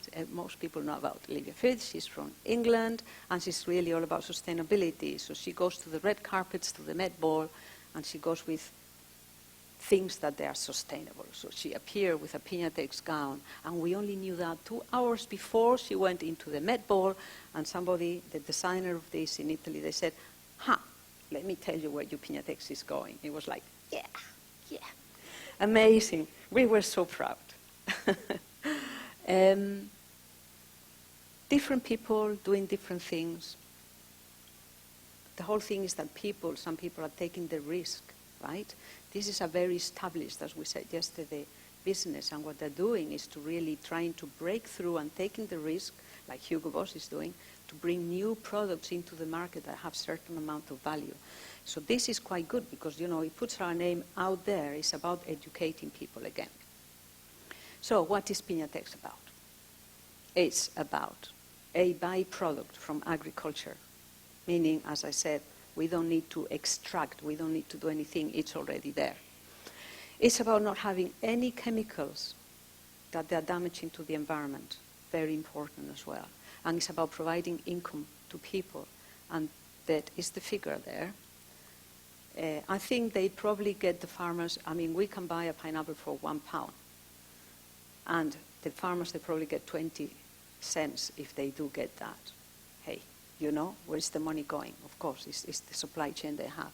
They're getting £2 per square meter being sold. They're getting more for their waste that they're getting for their main crop. And that's the way it should be as far as I'm concerned.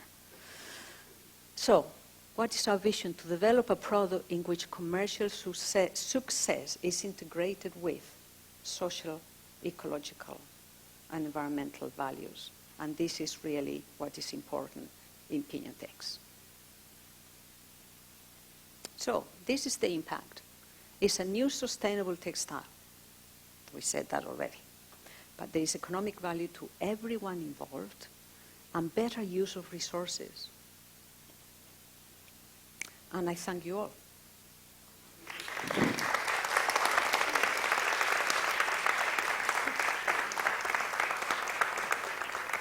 But before we start, I would like to pass this around so people can see what I'm talking about. Maybe you'd like to pass it around. Thank you. Well, Carmen, congratulations. Thank you. It's unbelievable what you've done. Do you want to sit here? Yeah, it's good. Okay. So we share some, I'm sure there's some questions for Carmen. I can't see very well today. No, it's kind of... Everyone is hands up at the same time. No, just one at a time. Yeah, please. Yeah, where's our mic? Here, it's coming. This is unbelievable. Oh, yes, you can pass the fibers as well. Hi, well, as I Yeah, promised, good I'm going to morning. have a question this morning. Hi, Bogdan Enika is my name. The question is, well, when we think about United Kingdom and fashion companies with a view of sustainability, we're thinking about, Stella McCartney or other British companies which are trying to take a step towards using vegetable fibers and to step away from, using cattle and using leather. The question is, you have a patent for your technology. Do you think in licensing the patent or in collaborating with other companies in opening new markets in terms of harvesting the pineapples, like you said, Costa Rica? Oh, yes. The patent, why do we have a patent? Because when I start this thing, you never have any money. That's how it is. But you need to protect what you have, not because of me wanting to protect. I'll tell you everything. I don't care about that. But you need money. You need those backers down there. And those people, they want to be sure that they protect, everything is protected. And also, the second thing about that you know about is that then you've got people, we've been trying to be copied, already. But if you don't do it, somebody in China, someplace is going to do it. And you know what? They can stop you from doing your own work. Now, that would kill me. Because that's not right? So you have a patent really to make sure that you control how you expand your knowledge, who to give it to, but also that nobody's going to stop you. So that's the reason for a patent. And you had another question, which I forgot. Lovely, thank you. Thank you very much. Here, please. Carmen, Yes. wow. I can totally feel the work for 10 years and where you've gotten. It's amazing. And the whole cradle to cradle, it's spectacular. One of the things that I wanted to ask you, very linked to what he said, and knowing, having been in your space, I see the shoe and it says Hugo Boss and it doesn't say Piñatex. And that's something I fight for on a daily basis. You are the intel inside. Yes. You are, we've got to lobby for big brands who are using our work, and I'm happy that they do it in your work, but that they acknowledge the hard work, the sweat, and all that it took for you to get there. And the number of times that I see big brands take on a brilliant idea, take it to themselves and not acknowledge the small brand, which is very well done in the tech industry, but in our industry it's not. It's appropriated. It's one of my greatest frustrations, and I'm wondering how you feel about it. Yeah, I totally agree, but let me tell you something. This was a capsule collection, and you go to the shops and you've got a leaflet saying Piñatex. You've got a video saying where it's coming from. And we actually have our branding guidelines that we give to all these guys, so they have to sign it. And they say, it's Piñatex, it's not in the shoe. Believe me, it's going to be in the next one. I can guarantee you that, definitely. But they cannot put it in the shop without Piñatex. But thank you, that's really a problem. But I totally insist. Somebody wants it, somebody's going to have the name there. Thank you, definitely. Definitely. It's true, though. Come on. Yeah. Hi. Kind of. Yeah, but it's not working. Thank you. Now, yes. My name is Valeria, Valeria Hinojosa, almost similar to Hey. your last name. Hey. I've been writing about sustainable fashion and a conscious lifestyle for the past 4 years, and I've been working with a lot of brands that are using Piñatex too, which I love. But the question that I have, which is something that a lot of designers, upcoming designers have mentioned, is how expensive it is to get sustainable fibers if you are a small designer. And I know that you're working with big brands, so maybe this will make it easier and more affordable for Piñatex and sustainable fabrics to lower their costs when it comes to selling textiles. What are your thoughts on that? No, listen, the price is the price. We said it yesterday. I don't know if you were here yesterday. No. Sorry, I couldn't make it yesterday. So the yesterday. price is the price. Piñatex price goes from, I think it's 48, and excuse me, I don't do the sales anymore, but it's about 48 to 52 euro per linear meter. A linear meter is a meter 60 by a meter, right? Expensive? No, it's not expensive. Why? As I said to you, these fibers that they're going around there, they're the most expensive fibers. I mean, we are paying about £8 per kilo. Now that's, I mean, okay, there are probably experts in here. It's like gold. And we need to pay that price. Why? Because the people need to get paid. People think that because it's a waste, and again we spoke about that yesterday, it's a waste. Hey, it's only a waste. No, it's a waste from something that has to be used, transformed, and pay the people to transform it for something else. So the price for a big brand is the same price for a small brand, and the price that I'm telling you is the price, and we wouldn't budge on the price. If they cannot have it, you wait until you have it. And that means that either you do your price is wrong, you're in the wrong market, but price is price. Yeah, it makes sense. I know, Thank it you. sounds terribly blunt, No, but that's what it is, right? Come on. And actually, one last question, so sorry. Can I? Okay. Carmen, thank you for that. And I really appreciate you talking about the prices. The prices, you know, we talked about this yesterday on the stage, and we really have to stop devaluing the cost of producing ethically. We are all paying the price for the cheapest materials. It's the people in the supply chain that are paying the price, and it's the environment that's paying the price. That doesn't mean it's not there. Absolutely. And so we cannot and we must not compromise on the reality of the sustainability of those in the supply chain. So I congratulate you on that. Thank you. Absolutely agree. Thank you. Definitely. Thank you. Hello, my name is Gabriela, and I have a nonprofit organization working with the environment and sustainability and education, which is what I really truly love about what you're doing, is that the social part of your project is that it's helping so many people have dreams and fulfill their passion in the Philippines, you're saying. So I congratulate you, and that's amazing. And so how would you try to expand your project in other places around the world that have pineapples and can do the same thing? Because this should be spread around the world, I think. Totally agree.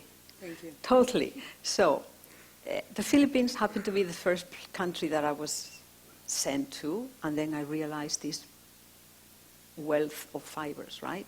It's the second or the third country in the world, so I landed in the right place. That was kind of nice.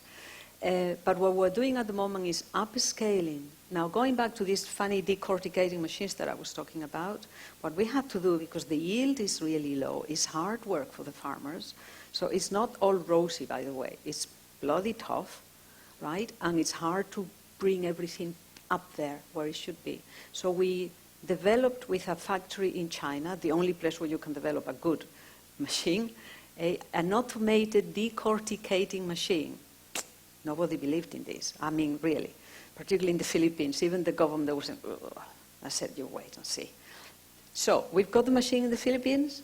It's moving now into our partner place. It's got an integrated textile mill. It should be working within the next few weeks, so we can start upscaling. So we're developing the first fiber plant, right? I'm not thinking it's a plant in the Philippines, and then this can be transferred to any part of the world that they have pineapples. And I mean from Africa to India to China to South America, any place. So that's the plan, definitely. Great. Do we have any other questions?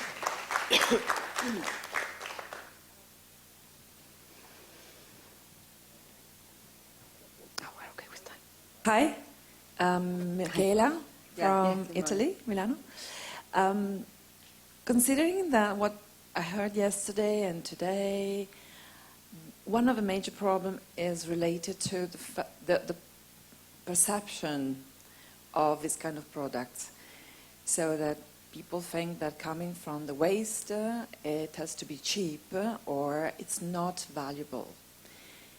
And the prices are not the luxury prices, but quite high. People got used to Zara and all this kind of fast fashion, and they demand lower prices, most of all considering that it's coming from the waste. So how do you think you can, I don't know, communicate to the people, to the final clientele, but also to the buyers, press, whoever, maybe putting yourself together, creating a kind of stronger communication and message to the media or through the socials in order to raise up the idea of what working on waste is?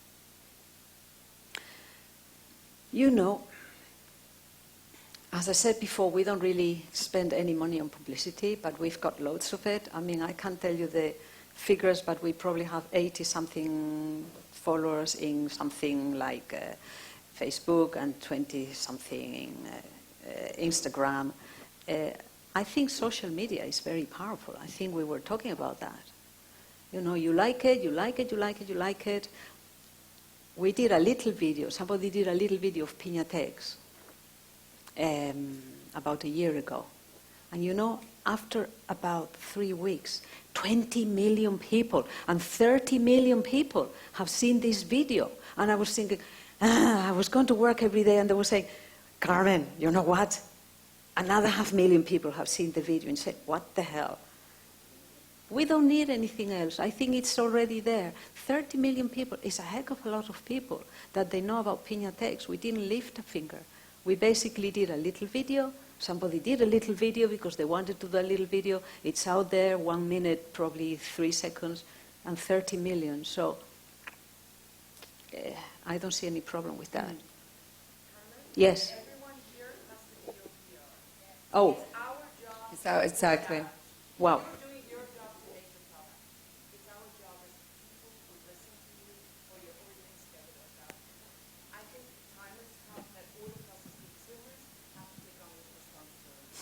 And not wait for small brands who have no budgets to go and spend time on social media. Let's do that work for them. Yeah. Yeah. I love it. Brava, Carita. Yeah, well, course. yesterday we talked about that. It's our, I mean, we all have to, get compromise, you know? It's not just waiting and waiting to someone else do the things that we have to compromise and search and look, and that's why you are here today. That's why we're all here today, and, you know, this is a Boys by Boys. Bueno, Carmen, thank you Thank you to very, all. very much. Thank It was a you. real pleasure to hear Lovely. a beautiful story. Thank you. Thank you to all.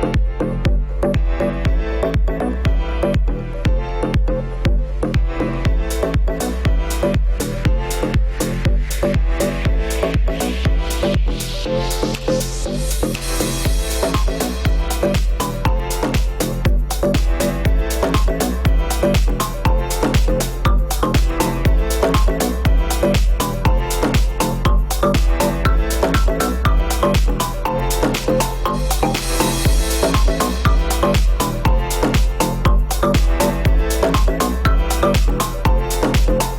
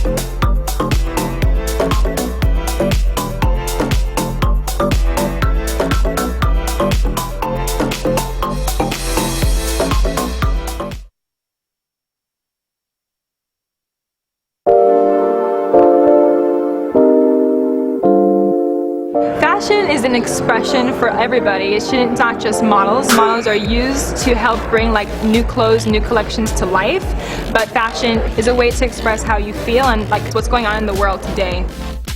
It can be your mood, like how you feel, creativity and uniqueness in every designer's aspect. So it's molding to the body, the woman body, and at the same time highlighting the features of the garment. Style, being different. I think standing out is a really big thing in fashion. The type of person you are, and I think it's like art, and I'm an artist, so I think that's pretty cool.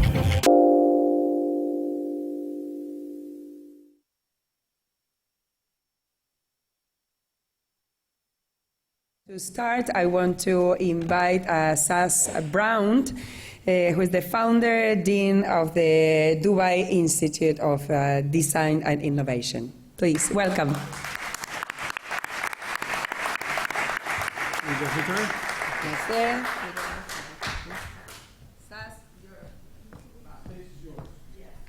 Thank you.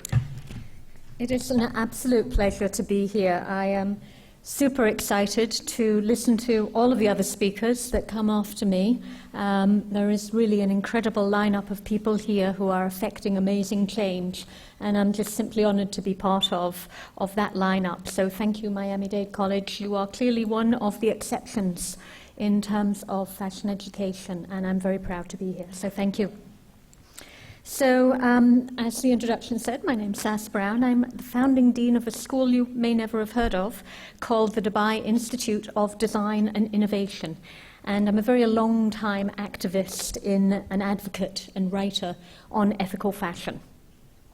And what I usually do is write and talk about fashion, all types of fashion, whether it's ethical, whether it is sustainable, fair trade, upcycled, recycled, basically fashion with a conscience. Any type of fashion that is being produced with a reason behind it that makes a difference. So I wrote 2 books on the topic. This one is the first one, called Eco-Fashion.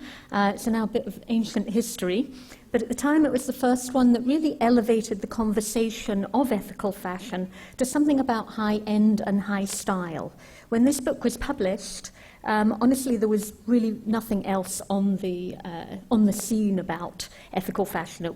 They were talking about how do you upcycle a stained T-shirt into a grocery bag, or they were talking about organic beige, boring T-shirts, and not much anything else. So I felt it was a responsibility to talk about the really incredible work that was actually being done around the world, but no one was talking about it, and no one was sharing it. So this was an intent to talk about that. At that time, we were also trying to elevate the conversation out of crunchy and granola. Thankfully, that's a stereotypical image that no longer plagues our industry. Now we have the reverse problem where so many people think of it as elitist, and that's also not the representation of what it is and what it can be. So it's another stereotype we have to break.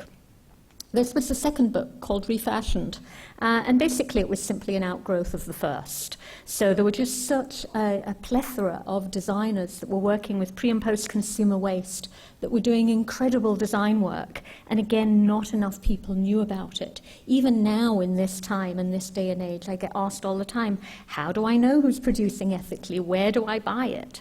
And we should be so much further on than that in this conversation at this stage. So the point of these books, of my social media, of my website, Eco-Fashion Talk, all of that, was about sharing. And that was the impetus behind it, to simply talk about who is doing great work. Because it's so spread around the world, and so few people are connecting all of those dots. So what I did, and what I still do for that matter, is really tell stories about the designers making a difference through all of my writing. And so by default, as a designer, I write about cutting-edge conscious design, because that was where the lacking was in the industry, that people were talking about the basics. And so, because as a designer by trade, I really believe that the fashion industry at its best is inspirational and it's aspirational. And it's momentum that spurs the industry. So it's important that we talk about that. And so what I talk about is designers working with sustainable materials, whether they're upcycled or fairly traded, or any other representation or reflection of conscious design. And so I'm a little bit more limited in telling some of those stories because most of those people that are making that change are actually speaking on this stage over the series of the next few days. So I'm going to put my other hat on today, which is as an educator. And I'm going to talk a little bit more about that rather than the other designers, because you'll hear their stories firsthand from them, and they'll do a much better job of telling their stories than I could possibly hope to.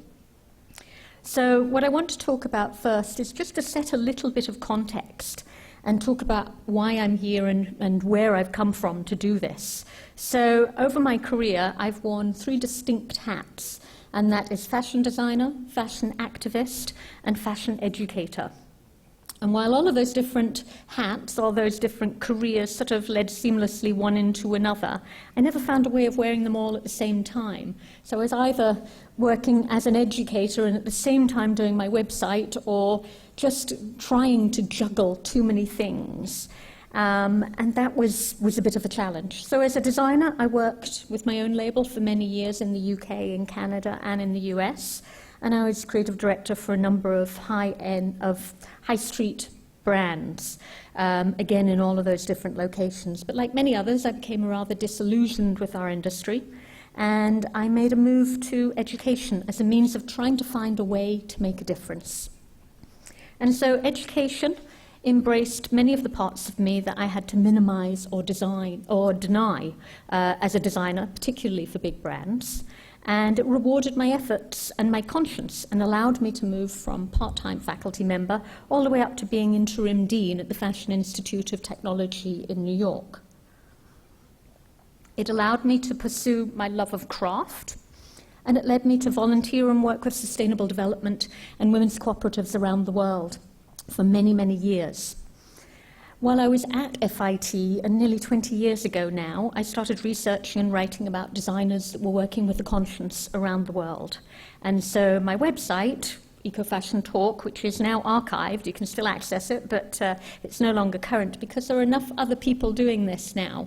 I had always said right from the beginning that the aspiration for the website was that we would never need the website, that talking about fashion, ethical fashion, would be by default all fashion. And so now there are enough other people doing that work out there that doesn't require my voice to continue it. And so, but what I did and what I still do in different mediums is talk about the inspirational stories that connect designers from around the world. And so that led to the books, it led to the social media, all of those stories and the reasons that ethical design is important. And so, like many academics who rise throughout the ranks, however, you eventually realize what little ability you have to affect meaningful change. When you get out of the classroom, you're no longer directly impacting students' learning. And so when you get into the administrative side, you no longer have that ability to actually really affect major change in many cases. So for myself, while academia encouraged my personal growth and my research and my writing, I was never really able to integrate it into my academic role as an administrator, as a dean, as an associate dean, etc. And that's how I ended up in Dubai. And so now I'm the founding dean of a brand new university there called the Dubai Institute of Design and Innovation. And it's the first place that has allowed me to wear all of my 3 hats at the same time. So I can be a fashion designer, an academic, and an activist simultaneously. And it's a luxury that this position has allowed me as a new institution that is inviting change and innovation. So I've yet to find a way of integrating my love of craft to that, but I'm in a perfect location in the world because we're very close to the Silk Route and there is tons of tradition that I have yet to explore and support. So I'm looking forward to finding a way of integrating that into my work. So why do I write about ethical fashion? Because I think everyone can relate to fashion. Everyone can relate to clothing. It's non-threatening in many ways. Nevertheless, the apparel and the textile industry employs anywhere between 200 and 250 million people worldwide, or you'll see the figures as high as 1/6 of the world's population, depending upon whether you're talking about all of the people down the supply chain, the growers, the farmers, etc. Either way, it's a massive global industry. And by default, it's an industry that has the ability to be a massive change agent, not just in how we do business, but how we consume. And because I think, honestly, the most interesting things that are happening in fashion are happening in the emerging and the ethical fashion marketplace, through designers that are challenging the system at every stage. And because the mainstream fashion industry, honestly, is incredibly conservative and outmoded and an unsustainable model that is really in the process of breaking down and has been for the last number of years. And so it's the third largest industry in the world. It is the second largest polluter in the world and the second largest user of water. And while I'm sure many of you in this audience already knew that, the vast majority of consumers simply don't. They are blissfully unaware of these facts. And so it seems that we're always preaching to the converted. We're always talking to people who know this information, and we have to find much better ways of communicating and sharing this information with the mainstream. So, here are some of the figures that are just coming up: third largest, second largest water polluter, second largest user of water. So I write about it because microfibers from our clothing are polluting our oceans and killing our marine life. And I know you're going to hear a lot more about that with the speaker that comes right after me, because there are 73 million children under the age of 10 working as child laborers. Many of those are in the fashion supply chain. So this industry is in need of enormous change by design, and the vast majority of the population are sadly blissfully unaware of it. So design at its best problem solves beautifully. It's the balance of form and function, and it's a means to make life easier and overcome limitations. But fashion's been really out of sync with those ideals for far too long, and it's been limiting itself to aesthetics without ethics. At its best, the fashion industry is inspirational, it's aspirational, and it's inclusive. At its worst, however, it's an exclusionary system set up with a single notion of value, a single notion of success, and a very narrow concept of beauty that takes advantage of people and planet. We know that 80% of the garment's impact is actually decided at the design phase. So as designers as well as educators, we have the ability to change the business of fashion. We can teach the next generation to design with their conscience, and those already in business to understand the impacts of the choices that they make. We can challenge how we define value, and we can communicate beauty and how we consume. We can have an industry that we can be proud of, that is as beautiful on the inside as it is on the outside. That is the industry that we have to educate the next generation for, and the designers that we have to support. It's the responsibility of design educators as well as designers to design a better industry. Changing the world isn't just an option anymore. For anyone with a conscience, it's actually an obligation. So our industry is far from immune from the dysfunctionality of the larger landscape that it functions within, whether that is anti-Semitic comments, sexual misconduct, Islamophobia, homophobia, racism, prejudice, all of it. Our industry is surrounded by sexual abuse allegations, the demeaning of models, the devaluing of human life, and the pollution of our planet. These are serious problems that require a radical shift in thinking.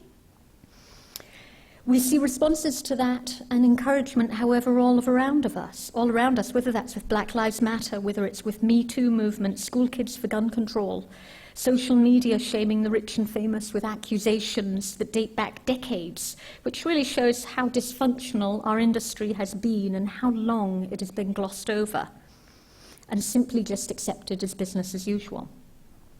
So now we can see the crumbling of a single unsustainable system around us, one that dictated how we do business if we wanted to succeed as designers. Fashion for far too long has limited itself to aesthetics without ethics, form without function, and it's become increasingly obvious that there can be no beauty when the core of an industry is rotten. Real beauty has always been more than skin deep. This is an industry of inspiration and aspiration. It's one that employs millions of people, that can change our world for the better if we so choose. And thankfully, there are an awful lot of designers that are choosing to make that change, many of whom you'll hear from over the next few days. So one of the issues our industry has been plagued with and currently grappling with is body image. It's been an issue for a very long time in the fashion industry, which is responsible for setting very unrealistic beauty standards. Thankfully, that is being challenged by more and more brands, but we still teach as fashion students to design for size 0 models that are 5'8" and taller, when the average American is between a size 12 and a size 14, and they're 5'4" in height. That's an incredible discrepancy. Many fashion models have a BMI of between 15 and 16%, when anything is considered below 18.5% as underweight and even malnourished. But that is the norm in our industry.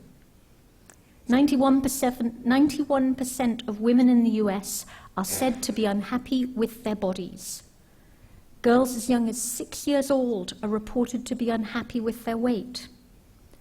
40% of 6-year-olds, hear that, 6-year-olds, are reported to express a desire to be thinner.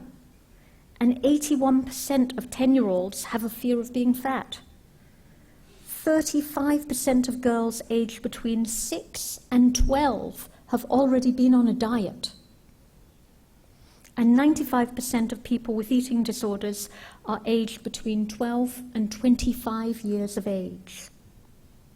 Yet in the midst of this, we continue to teach fashion illustration in fashion schools based on what we call the 9-head measure. And that's a means of using the height of the head to establish the length of a body. And so 9.5 heads is the measure that's used to do a fashion illustration. There are 9.5 heads that fit into a standard fashion illustration. That, when actually the average height of a human being is somewhere around 6.5 heads. So that means we are deliberately, right from the illustration stage, adding 3 heads to the height of a human being, which translates to somewhere around 2 feet, without adding the extra body weight.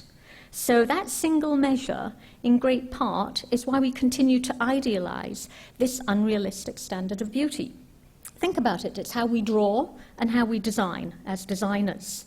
It's translated onto the catwalk, to the fashion shoot, it's publicized in magazines, it's consumed by the general public, and clearly, from the statistics, it's communicated to our children as a single standard of beauty and as a value. This, I think, is one of the low-hanging fruits in fashion design education and a means of effecting meaningful change, changing how we teach design illustration and body proportions so that chain of responsibility is not continued. So continuing with the theme of diversity and change, many mainstream fashion magazines still believe that sales suffer if they feature a person of colour on the cover. This year alone, The Guardian research did some research that, the Guardian newspaper did some research that revealed that many of the UK's most popular magazines still remain overwhelmingly white. Of 214 covers published of the 19 best-selling glassy fashion magazines in 2017, only 20 featured a person of colour. The US is no different. The Huffington Post wrote just last year about the lack of diversity on their covers. In 2016, they did a report that revealed out of 678 fashion and lifestyle glossy magazine covers, 196 were how many that featured a person of colour. So it's a very small percent. Our prejudice and our white privilege has allowed an entire industry to ignore the beauty in diversity.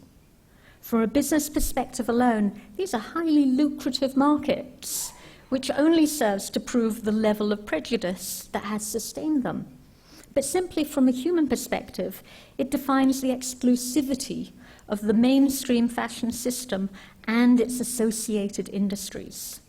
Consider that nude has until very, very recently, and still with only a couple of companies, been considered a single shade and colour, and not one that represents most of the diversity that we live in.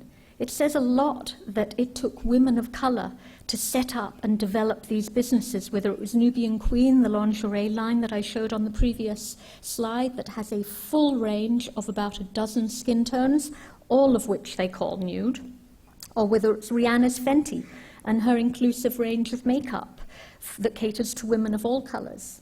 I am far from dark-skinned, but even I have been told that I have to mix my own foundation because I don't fall within a normal range of colours.